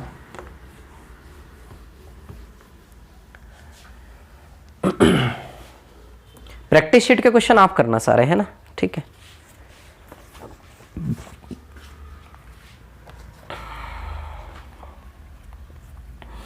चलो क्वेश्चन नंबर 1 पर आता हूं मैं, है ना। सवाल नंबर 1, सवाल नंबर 1 की बात करें तो सबसे पहले सवाल के अंदर से टाइम और रेट छांट के लिखना आपको। अब सवाल की अंडरस्टैंडिंग कैसे बनानी ये सुन लो। सबसे पहले सवाल के अंदर से आपको टाइम और रेट छांटना है। अच्छा टाइम 2 साल है, देखो पीरियड ऑफ 2 ईयर्स लिखा है, 2 वर्ष दिख रहा है कहीं ना कहीं टाइम। अच्छा रेट कितना है, 20% लिखा हुआ दिख रहा है रेट, 20% 1/5 होता है। रेट और टाइम सबसे पहले छांटो। अब देखो इन 5 में से किसी एक का वैल्यू रुपए में आपको दिया होगा, किसी एक का वैल्यू आपको निकालना होगा। अब पढ़ो सवाल को। एक व्यक्ति ने 3000 रुपये की राशि को 20% वार्षिक चक्रवृद्धि ब्याज की दर से 2 वर्ष के लिए निवेश किया। 3000 रुपये 2 वर्ष के लिए निवेश किया, यानी कि 3000 रुपये उसने किसी को उधार दिए। निवेश करने का मतलब उसके ऊपर आपके पास ब्याज आएगा, कमाई आएगी। तो निवेश करने का मतलब आपने उधारी दी किसी को, तो 3000 रुपये प्रिंसिपल है। क्या है? 3000 रुपये प्रिंसिपल है ना। क्या निकालना आपको यहाँ पे? फाइंड द अमाउंट, मिश्र धन निकालना भैया। प्रिंसिपल दिया है, अमाउंट निकालना है। ये 2 लोग सस्ते में कहाँ से निपटेंगे? वहां से निपटेंगे क्या? तीनों में से देखो आप, ये दोनों लोग कहाँ अवेलेबल है ये देखो आप लोग, है ना। रुको 1 मिनट।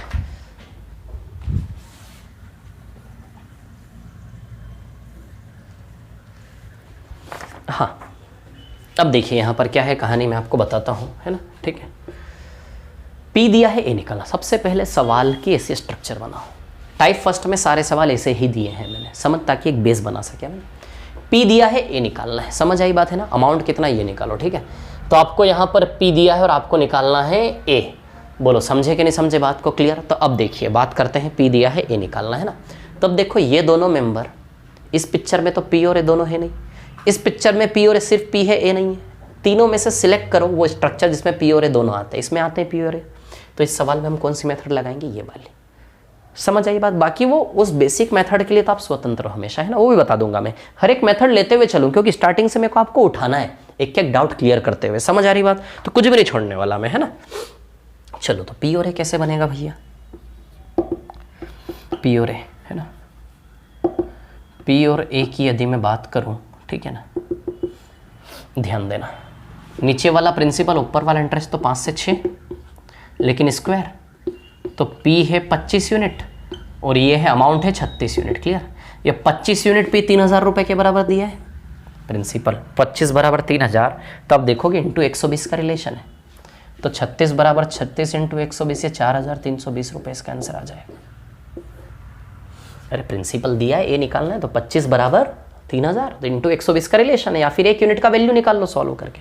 25 12 बार में 300 होता है, इसलिए इंटू 120, तो इंटू 120 करोगे 4,320 इसका आंसर आ जाएगा। समझ आई बात आप लोगों को? तो सबसे पहले मैं आपको ये सिखाना चाह रहा हूँ कि कौन से सवाल में किस दिशा में आपको जाना है। समझ आई बात? क्या दिया है क्या निकालना, उस हिसाब से आप मेथड सेलेक्ट करेंगे तीनों में से। समझ आई बात? क्लियर? अब इस सवाल को करने की बात है, तो इस सवाल को करने के बहुत सारे तरीके हैं। देखो अब मैं बताऊँ, अभी मैं आपको सिर्फ सवालों पे इन तरीकों पे आपके हाथ सेट कर रहा हूँ। पैरेलल बहुत सारे तरीके, देखो इस सवाल को यदि मेरे को करना होता तो मैं और कौन से तरीके से कर सकता था, इस सवाल को मैं आपको बताता हूँ, है ना? ठीक है, आज की क्लास पूरी देखना बहुत ज़रूरी है। समझ आ रही बात है ना? ठीक है, मेरे को यदि ये सवाल करना होता तो मैं कैसे करता मैं बताऊँ आपको, है ना? 3,000 उधार लिया भैया 2 साल के लिए, किस रेट से? 20% 2 साल तक ब्याज जाना है ना? तो सबसे पहले तो एक रिजल्टेंट वाला तरीका, रिजल्टेंट वाला तरीका कहता है कि 20-20 का रिजल्टेंट बनेगा 44। रिजल्टेंट वाला तरीका होता है रिजल्टेंट मेथड से। रिजल्टेंट मेथड आपको सिखाऊंगा मैं अभी आराम से शांति से। तो 3,000 का 44% कितना होता है? तो 3,000 का 44% यहाँ पर बनेगा आपका 1,320। 3,000 का 44% 1,320। तो भैया 3,000 में 1,320 ब्याज जोड़ दो 4,320, इसको रिजल्टेंट मेथड कहते हैं। ठीक है, एक और ए बी वाला मेथड है। तो ए बी वाले मेथड में 2 साल का CI 2A + B से निकालते हैं। किससे निकालते हैं? 2A + B से। तो 3,000 का 20%, ए का वैल्यू आएगा 600 और बी का वैल्यू आएगा 120। तो ये आ गया आपका 1,320, तो टोटल 4,320 आंसर आ जाएगा। ये 2A + B वाला मेथड है। कौन सा मेथड है ये? 2A + B वाला मेथड है। एक ये मेथड है, एक ये मेथड है। एक वो पूरा स्ट्रक्चर बना लो आप, 1/5, तो प्रिंसिपल 5 का स्क्वायर बन जाएगा भैया 25 यूनिट। इस पे 2 साल का ब्याज जोड़ोगे, फर्स्ट ईयर सेकेंड ईयर 1/5 1/5, इसका 1/5 इसका 1/5 इसका 1/5 1, तो देखो 11 ब्याज जुड़ जाएगा क्या CI? तो सीधी सी बात है, 25 में 11 जोड़ोगे तो प्रिंसिपल यदि 25 है और 25 में 11 ब्याज जोड़ोगे तो अमाउंट 36 बना, वही 25 और 36। इस रास्ते से भी आ सकते हो, इस रास्ते से हमें जाना नहीं है। समझ आई बात? ये भी एक तरीका हो गया। एक बेसिक फॉर्मूला, फॉर्मूले की दुनिया हमारी बचपन वाली। तो फॉर्मूला क्या होता है? A = P 1/1 + R/100 की होल पावर T। तब देखो प्रिंसिपल कितना दिया आपको? प्रिंसिपल दिया है 3,000, रेट कितना है? 20%, तो 20/100, टाइम कितना है? 2 साल। इसको सॉल्व कर लेना, 4,320 अमाउंट का वैल्यू आ जाएगा। ये फॉर्मूला मेथड, ये रिजल्टेंट मेथड, ये AB वाला मेथड। और मेथड बताऊं? और मेथड कौन सा लग जाएगा यार इसमें? हाँ, एक और मेथड है।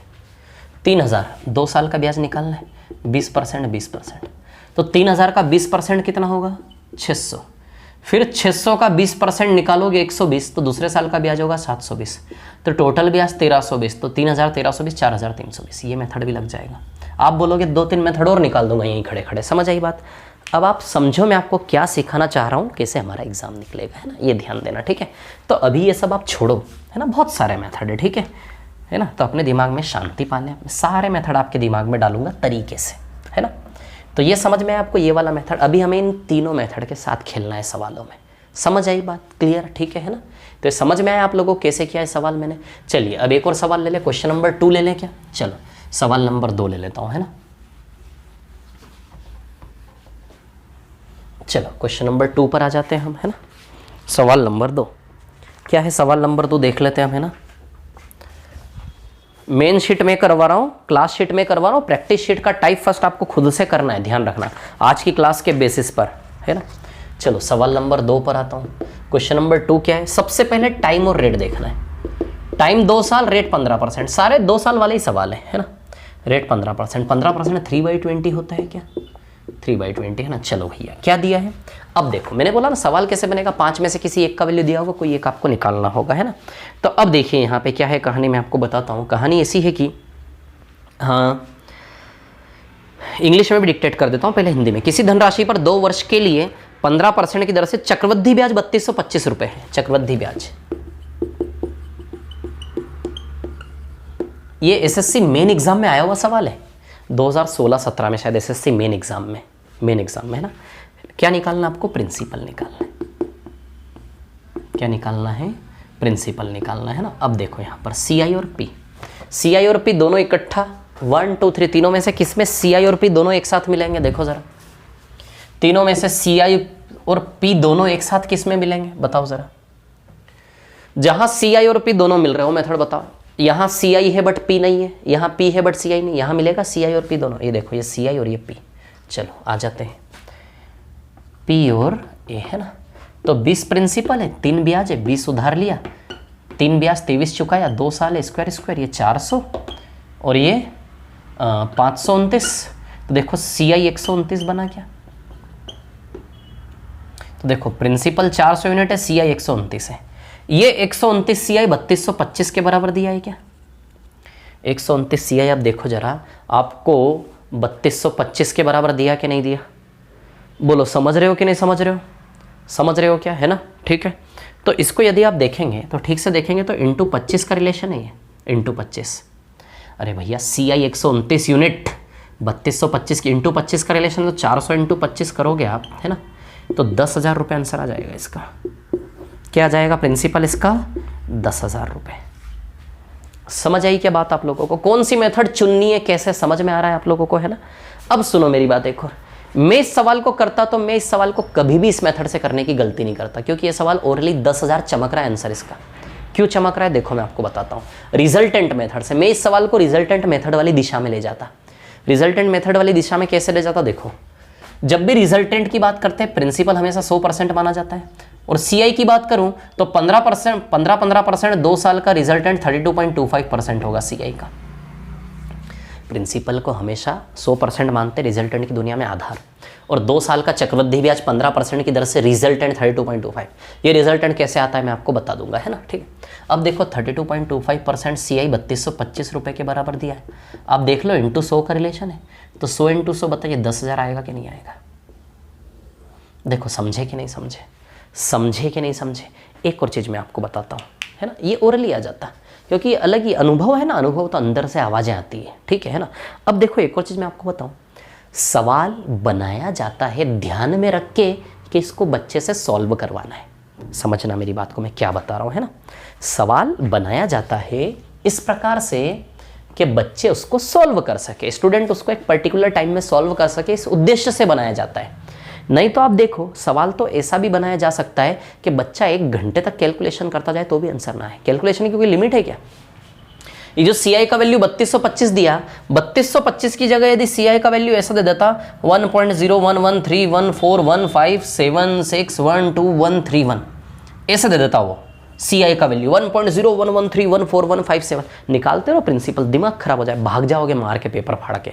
समझ में आ रही बात आप लोगों को? ठीक है। तो कैलकुलेशन की कोई लिमिट नहीं है। कैलकुलेशन में जो नंबर होते हैं ना, वो नंबर उस प्रकार से फ्रेम करके दिए जाते हैं कि दिए गए डेटा के आधार पर उसका एक सटीक आंसर निकल सके, सही इजी न्यूमेरिकल वैल्यू बन सके। समझ आ रही बात? तो कैलकुलेशन को ध्यान में रख के ही सवाल बनाया जाता है, ये चीज़ आप ध्यान रखना। चक्रवृद्धि ब्याज में आप देखोगे सवाल, चक्रवृद्धि ब्याज में जो सवाल बनते हैं, बहुत बड़ी बात बोल रहा हूं मैं, है ना, ध्यान रख के बनाया जाता है सवाल, बिल्कुल सच बात बोल रहा हूं मैं आपसे। ऐसे ही नहीं सोच के कुछ भी दे दिया नंबर, नहीं, कैलकुलेशन लेंदी हो जाएगी। तो कैलकुलेशन में चेक थोड़े ना होता है, वो कॉन्सेप्ट चेक करने बैठा है। कैलकुलेशन थोड़ा ना, आपके कॉन्सेप्ट, आपकी स्मार्टनेस चेक कर रहा हो, कितना ज्ञान है आपके पास। Calculation this is a special parameter है कि कैलकुलेशन का ज्ञान वो अलग है। सिर्फ कैलकुलेशन चेक नहीं करते, वो कॉन्सेप्ट्स आपका नॉलेज चेक करते हैं, बेसिक्स कॉन्सेप्ट चेक करते हैं। समझ आ रही बात? क्लियर?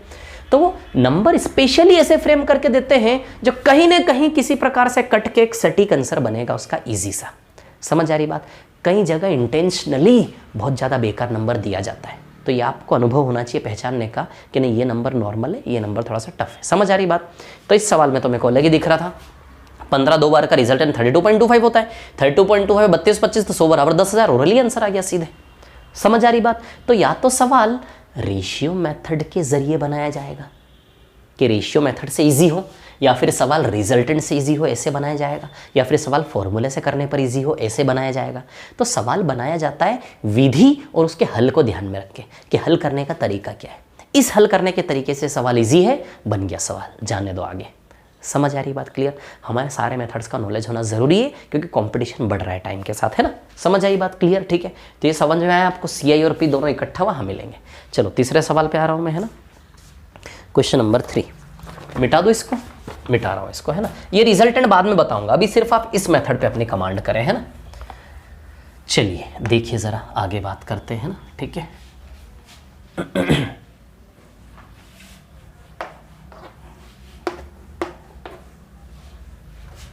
सवाल नंबर 3 पर आ रहा हूँ मैं, है ना? Question number 3। चलो देखो ज़रा, क्वेश्चन नंबर 3 की बात करता हूँ मैं, है ना? सवाल नंबर 3 क्या है? 3, किसी निश्चित राशि को 4% वार्षिक दर से 2 साल, टाइम 2 साल, रेट है भैया 4%, ठीक, क्लियर है ना? किसी निश्चित राशि को 4% वार्षिक दर से 2 वर्ष के लिए निवेश करने पर 270 रुपये 40 पैसे प्राप्त होते हैं। अमाउंट दिया है, समझना पड़ेगा, है ना? तो मूलधन क्या है, प्रिंसिपल निकालना है। अब पहले हिंदी में फिर इंग्लिश में लेता हूँ लैंग्वेज, है ना? क्या बोला उसने? किसी निश्चित राशि को 4% वार्षिक की दर से 2 वर्ष के लिए निवेश करने पर 270 रुपये 40 पैसे प्राप्त हुए। कोई पैसा मैंने आज निवेश किया तो 2 साल बाद मेरे को कितना प्राप्त हुआ? कोई पैसा आज मैंने किसी बैंक में निवेश किया तो 2 साल बाद मेरे को कितना प्राप्त हुआ? 270 रुपये 40 पैसे। तो जब राशि प्राप्त होती है ना बैंक से, तो वो ब्याज सहित ही होता है। समझ में आ रही बात? जब भी बैंक से राशि प्राप्त होगी ना तो ब्याज सहित ही प्राप्त होगी।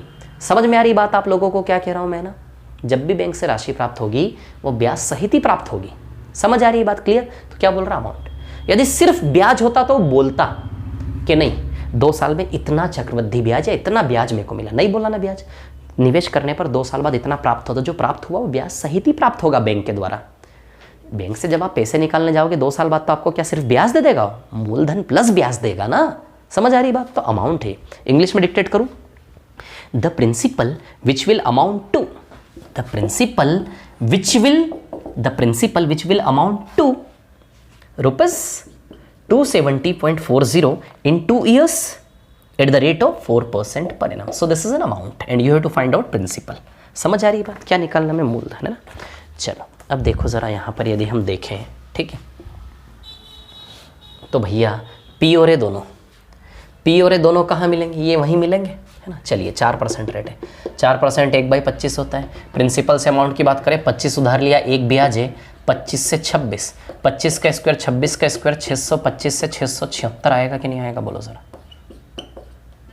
आएगा 676, है ना? ठीक है, 625 से 676, तो 676 अमाउंट किसके बराबर दिया है?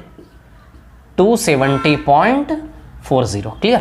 तो 625 बराबर कितना, ये हमें निकालना है। अब हमें देखना पड़ेगा कि इसमें रिलेशन क्या है।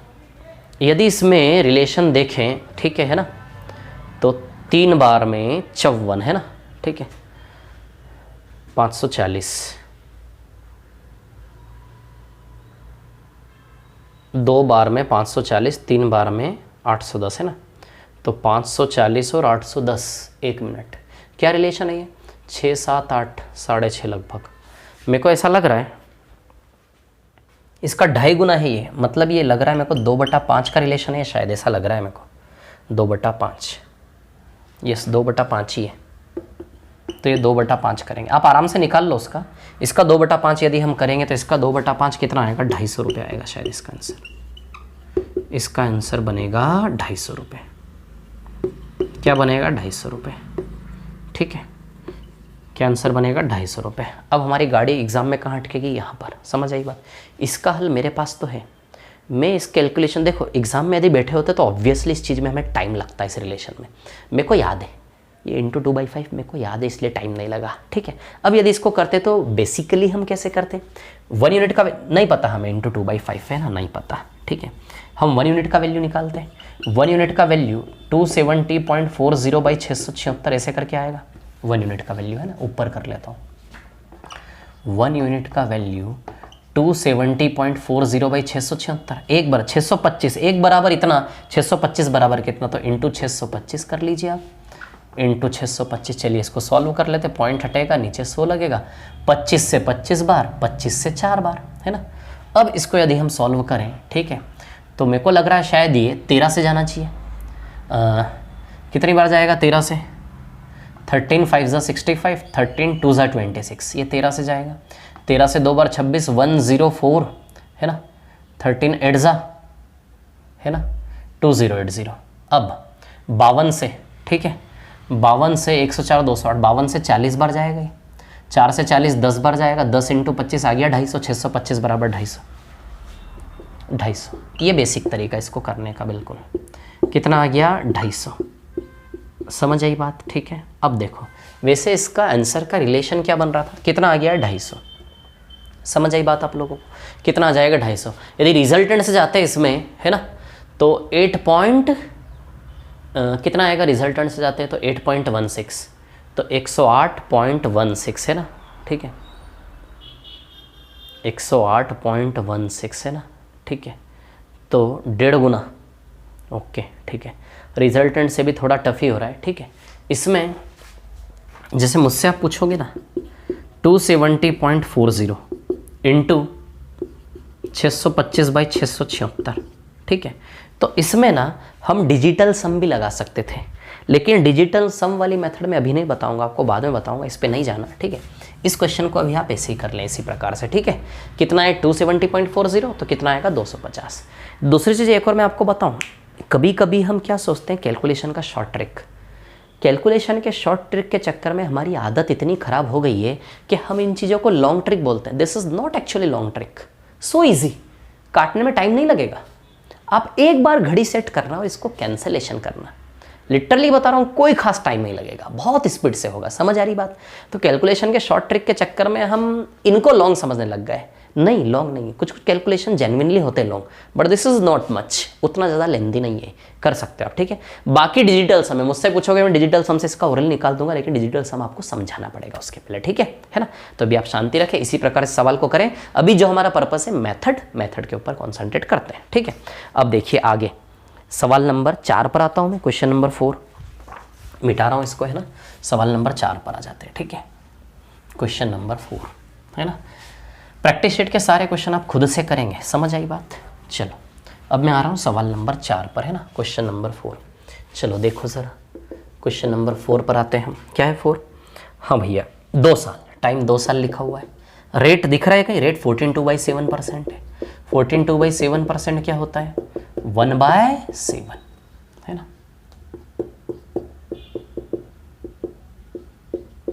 14/7% क्या होता है, 1/7 है ना, ठीक है। इसके बाद हाँ मैंने बोला ना सवाल कैसे बनेगा, इन 5 में से किसी एक का वैल्यू दिया जाए, किसी एक का वैल्यू आपको निकालना है। तो क्या निकालना है इसमें, 7,350 रुपये की धनराशि पर प्रिंसिपल दिया है 7,350, क्या निकालना है आपको यहाँ पर, डी निकालना है, डिफरेंस, CISI का डिफरेंस निकालना है। देखो क्या लैंग्वेज है, 7,350 रुपये की धनराशि पर, तो जिसके ऊपर ब्याज की बात करते हैं वो हमेशा मूलधन उधारी होता है, पर धनराशि पर 14.2/7% की दर से 2 वर्षों का चक्रवृद्धि ब्याज साधारण ब्याज का अंतर यानी कि डिफरेंस निकालो, है ना। इंग्लिश में find the difference between 2 years CI&SI, difference between 2 years CI&SI, difference निकालना है ऑन रुपीज, तो जिसके ऊपर निकाल रहे हो प्रिंसिपल है 7350, ठीक है। If the rate of CI 14.2/7% per annum, okay ठीक है। अब देखो P और D का ये तरीका है, देखो D और P, तो D और P कैसे बनेगा भैया, ऊपर वाले के स्क्वायर से D बनेगा, नीचे वाले के स्क्वायर से P बनेगा, खत्म बात। 1 यूनिट और 49 यूनिट, ये 49 यूनिट किसके बराबर दिया आपको, 7,350 रुपये, तो एक बराबर कितना आ जाएगा answer. This is the best approach for this question. चलो बताओ भैया कितना आएगा ये, 4900 का 1/4, आई थिंक मेरे को ऐसा लग रहा है, क्या रिलेशन है ये, काट लेते हैं। 7 7 ज़ा 49, 7 1 ज़ा 7, 7 5 ज़ा 35, 7 1 ज़ा 7, 15 7 ज़ा 1 बराबर 150 का रिलेशन है, तो 1 बराबर 150 आ जाएगा डी इसका। 49 बराबर 7,350, तो काटोगे तो 1 बराबर 150, 1 बराबर 150, तो 1 बराबर 150 आंसर आ जाएगा। समझ आई बात, क्या सिखा रहा हूँ मैं यहाँ पर, मेथड सिलेक्ट करना, है ना, क्लियर, ठीक है। बाकी वो बेसिक मेथड तो ये पूरा स्ट्रक्चर बना कर सकता है, लेकिन यहाँ से शॉर्ट में होगा, है ना। क्वेश्चन नंबर 4 के बाद क्वेश्चन नंबर 5 पर आ रहा हूँ मैं, है ना। सारे क्वेश्चन करके लाने आपको आज की क्लास के बेसिस पर, है ना, ध्यान देना, ठीक है। चलो अब मैं आ रहा हूँ यहाँ पर ज़्यादा नहीं लेंदी होगा, मुश्किल से 350 400 MB की क्लास होगी पूरी, 350 400 MB की क्लास होगी पूरी, ज़्यादा बड़ी नहीं होगी। एक ही दिन में देखना आपको और करके लाना है ना, ठीक है। ये होमवर्क। सवाल नंबर 5, क्वेश्चन नंबर 5 पर आता हूँ। क्या है 5वां सवाल, है ना। Difference between 2 years CI and 2 years simple interest is ₹25। 2 year CI SI का डिफरेंस दिया है 25 रुपये। हिंदी में पढ़ूं, किसी निश्चित राशि पर 2 वर्ष में 12.5% की वार्षिक दर से, टाइम 2 years, रेट है 12.5%। क्लियर है ना, ठीक है। चक्रवृद्धि ब्याज साधारण ब्याज का अंतर 25 रुपये है, ठीक है ना। राशि ज्ञात करो, राशि मतलब वो प्रिंसिपल निकालना है। क्या निकालना है, प्रिंसिपल, है ना। चलो डी और पी कहाँ मिलेंगे, यहाँ मिलेंगे। चलो 12.5% 1/8 होता है डी और पी, है ना। तो 1 का स्क्वायर 8 का स्क्वायर, 1 यूनिट और 64 यूनिट, है ना। ये 1 यूनिट डी 25 रुपये के बराबर दिया है, डिफरेंस का वैल्यू 25, तो 64 बराबर 64 × 25 बताओ 1600 रुपये आएगा क्या, प्रिंसिपल, है ना। ये 5वां सवाल था।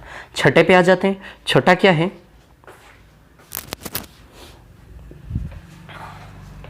क्वेश्चन नंबर 6 पर आते हैं ना। सवाल नंबर 6 आ जाते हैं क्वेश्चन नंबर 6 पर। देखिए क्वेश्चन नंबर 6 की यदि हम बात करें, यदि आपने आज की क्लास नहीं देखी तो कल की क्लास में बहुत तकलीफ आने वाली, ध्यान रखना, है ना। क्वेश्चन नंबर 6 है ना। किसी निश्चित राशि पर 2 वर्ष का किसी निश्चित राशि पर 2 वर्ष का साधारण ब्याज 200 रुपये, रेट 7% है। साधारण ब्याज दिया है 200 रुपये, ध्यान देना, है ना। किसी निश्चित राशि पर 2 वर्ष का 7% की दर से साधारण ब्याज है। किसी निश्चित राशि पर 2 वर्ष का साधारण ब्याज 7% की दर से साधारण ब्याज 2 वर्ष का 200 रुपये। तो डिफरेंस बिटवीन सी है डी निकालना है। ये देखो SI और डी दोनों कहाँ मिलेंगे, यहाँ मिलेंगे। SI और डी दोनों यहाँ मिलेंगे कि नहीं मिलेंगे, बताओ सर। भैया किसके बीच कंपटीशन है, ये सवाल नॉर्मल सवाल नहीं है। यदि आपने पढ़ा हुआ नहीं है ना अच्छे से, तो ये सवाल नॉर्मल सवाल नहीं है। आप कैलकुलेशन करते करते पागल हो जाओगे इसमें, समझ आ रही बात। देखिए अब हमने जो तरीका सीखा उससे कितना इजीली हो जाएगा, देखिए आप, है ना। SI और डी दोनों यहाँ मिलेंगे कि नहीं मिलेंगे। तो देखो 7% क्या होता है, 7/100। तो 7/100 का पिक्चर क्या बनेगा, 7 100 और 100, बोलो बनेगा कि नहीं बनेगा। साधारण ब्याज और डी से मतलब है, देखो साधारण ब्याज आपका 200 यूनिट है और डी 7 यूनिट है क्या, बोलो सर। अरे 7/100 में 700, जैसे 1/5 होता है तो पिक्चर बनता है 155, समझ आई बात। तो 7/100 में 700, आप बेसिक स्ट्रक्चर बना लो पूरा, उससे भी करोगे तो भी सेम आंसर आएगा, कैलकुलेशन टफ हो जाएगा उसमें बस। 700 तो साधारण ब्याज और डिफरेंस, साधारण ब्याज 100 200 और डिफरेंस यहाँ होता 7। अब देखो 200 बराबर 200 ही दिया है, तो 7 बराबर 7 रुपये ही आंसर आ जाएगा इसका। बोलो समझे कि नहीं समझे। साधारण ब्याज 200 बराबर 200 ही दिया है, तो 7 बराबर 7 रुपये आंसर आ जाएगा इसका। क्लियर है इतनी बात। सवाल नंबर 7 पर आ रहा हूँ। तीनों मेथड का यूज हो गया अभी तक। देखो इस सवाल में कितना शानदार रहा है मेथड आपका, है ना। चलो क्वेश्चन नंबर 7 पर आता हूँ मैं, है ना। सवाल नंबर 7 आ जाते हैं क्वेश्चन नंबर 7 पर। चलिए देखिए ज़रा क्वेश्चन नंबर 7 क्या है। 7वां सवाल देख लेते हैं, 7वें सवाल को, है ना।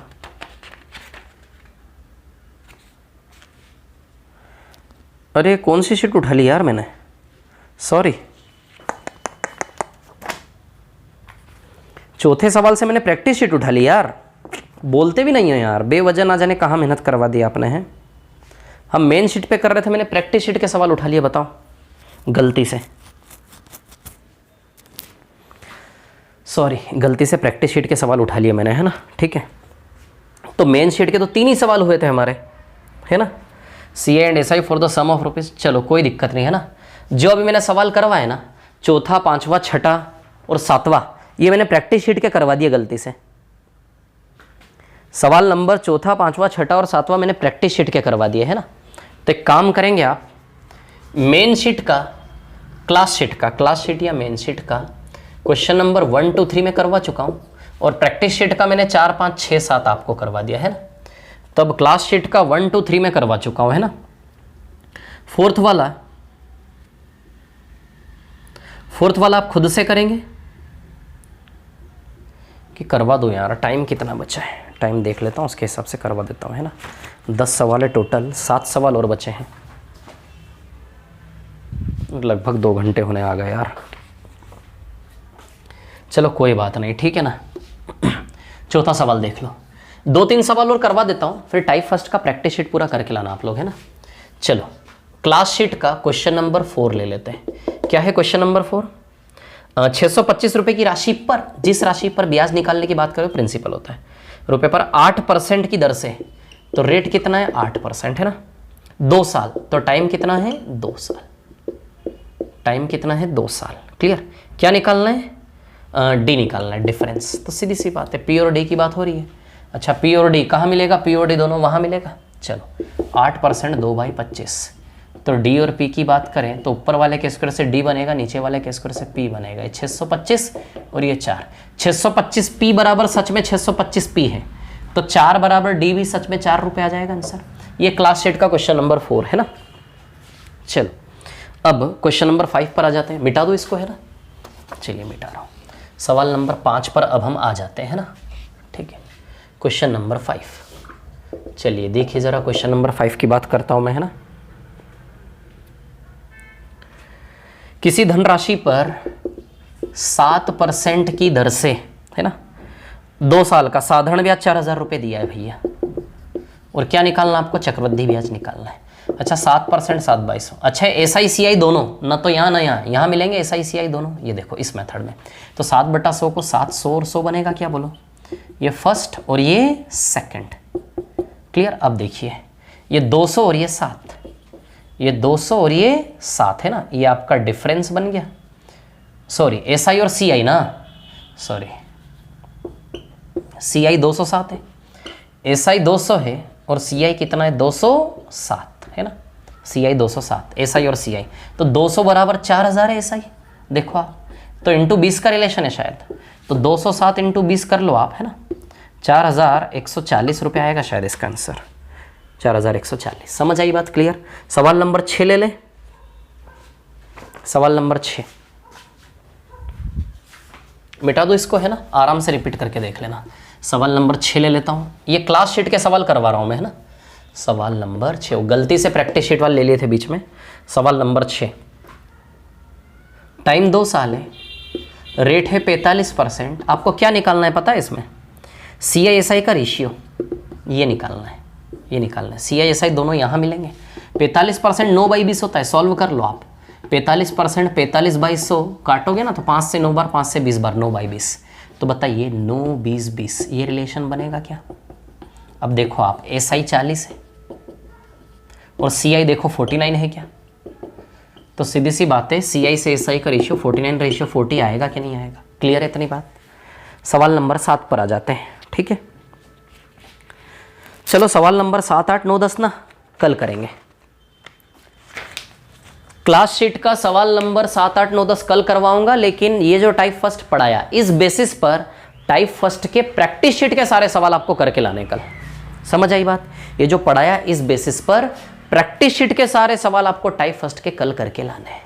समझ आई बात? रोज का रोज आपको कंप्लीट करना पड़ेगा होमवर्क। समझ आई बात? ठीक है। और जो इमेजेस भेजे ना आप लोगों ने टाइम एंड डिस्टेंस के डाउट्स के, वो मैं बता दूंगा कल, है ना। समझ आई बात? कल या परसों में उसकी क्लास मिल जाएगी आपको। तो चक्रवृद्धि ब्याज की आज की हमारी 2 घंटे क्लास हो गई, इसको देखें, रिपीट कर करके देखें, और ये सवाल सारे टाइप फर्स्ट के प्रैक्टिस शीट के आपको करके लाना कल एनी हाउ। चलिए मिलते कल, okay, thank you, bye bye. और भी मेथड बहुत सारे सीखेंगे, है ना।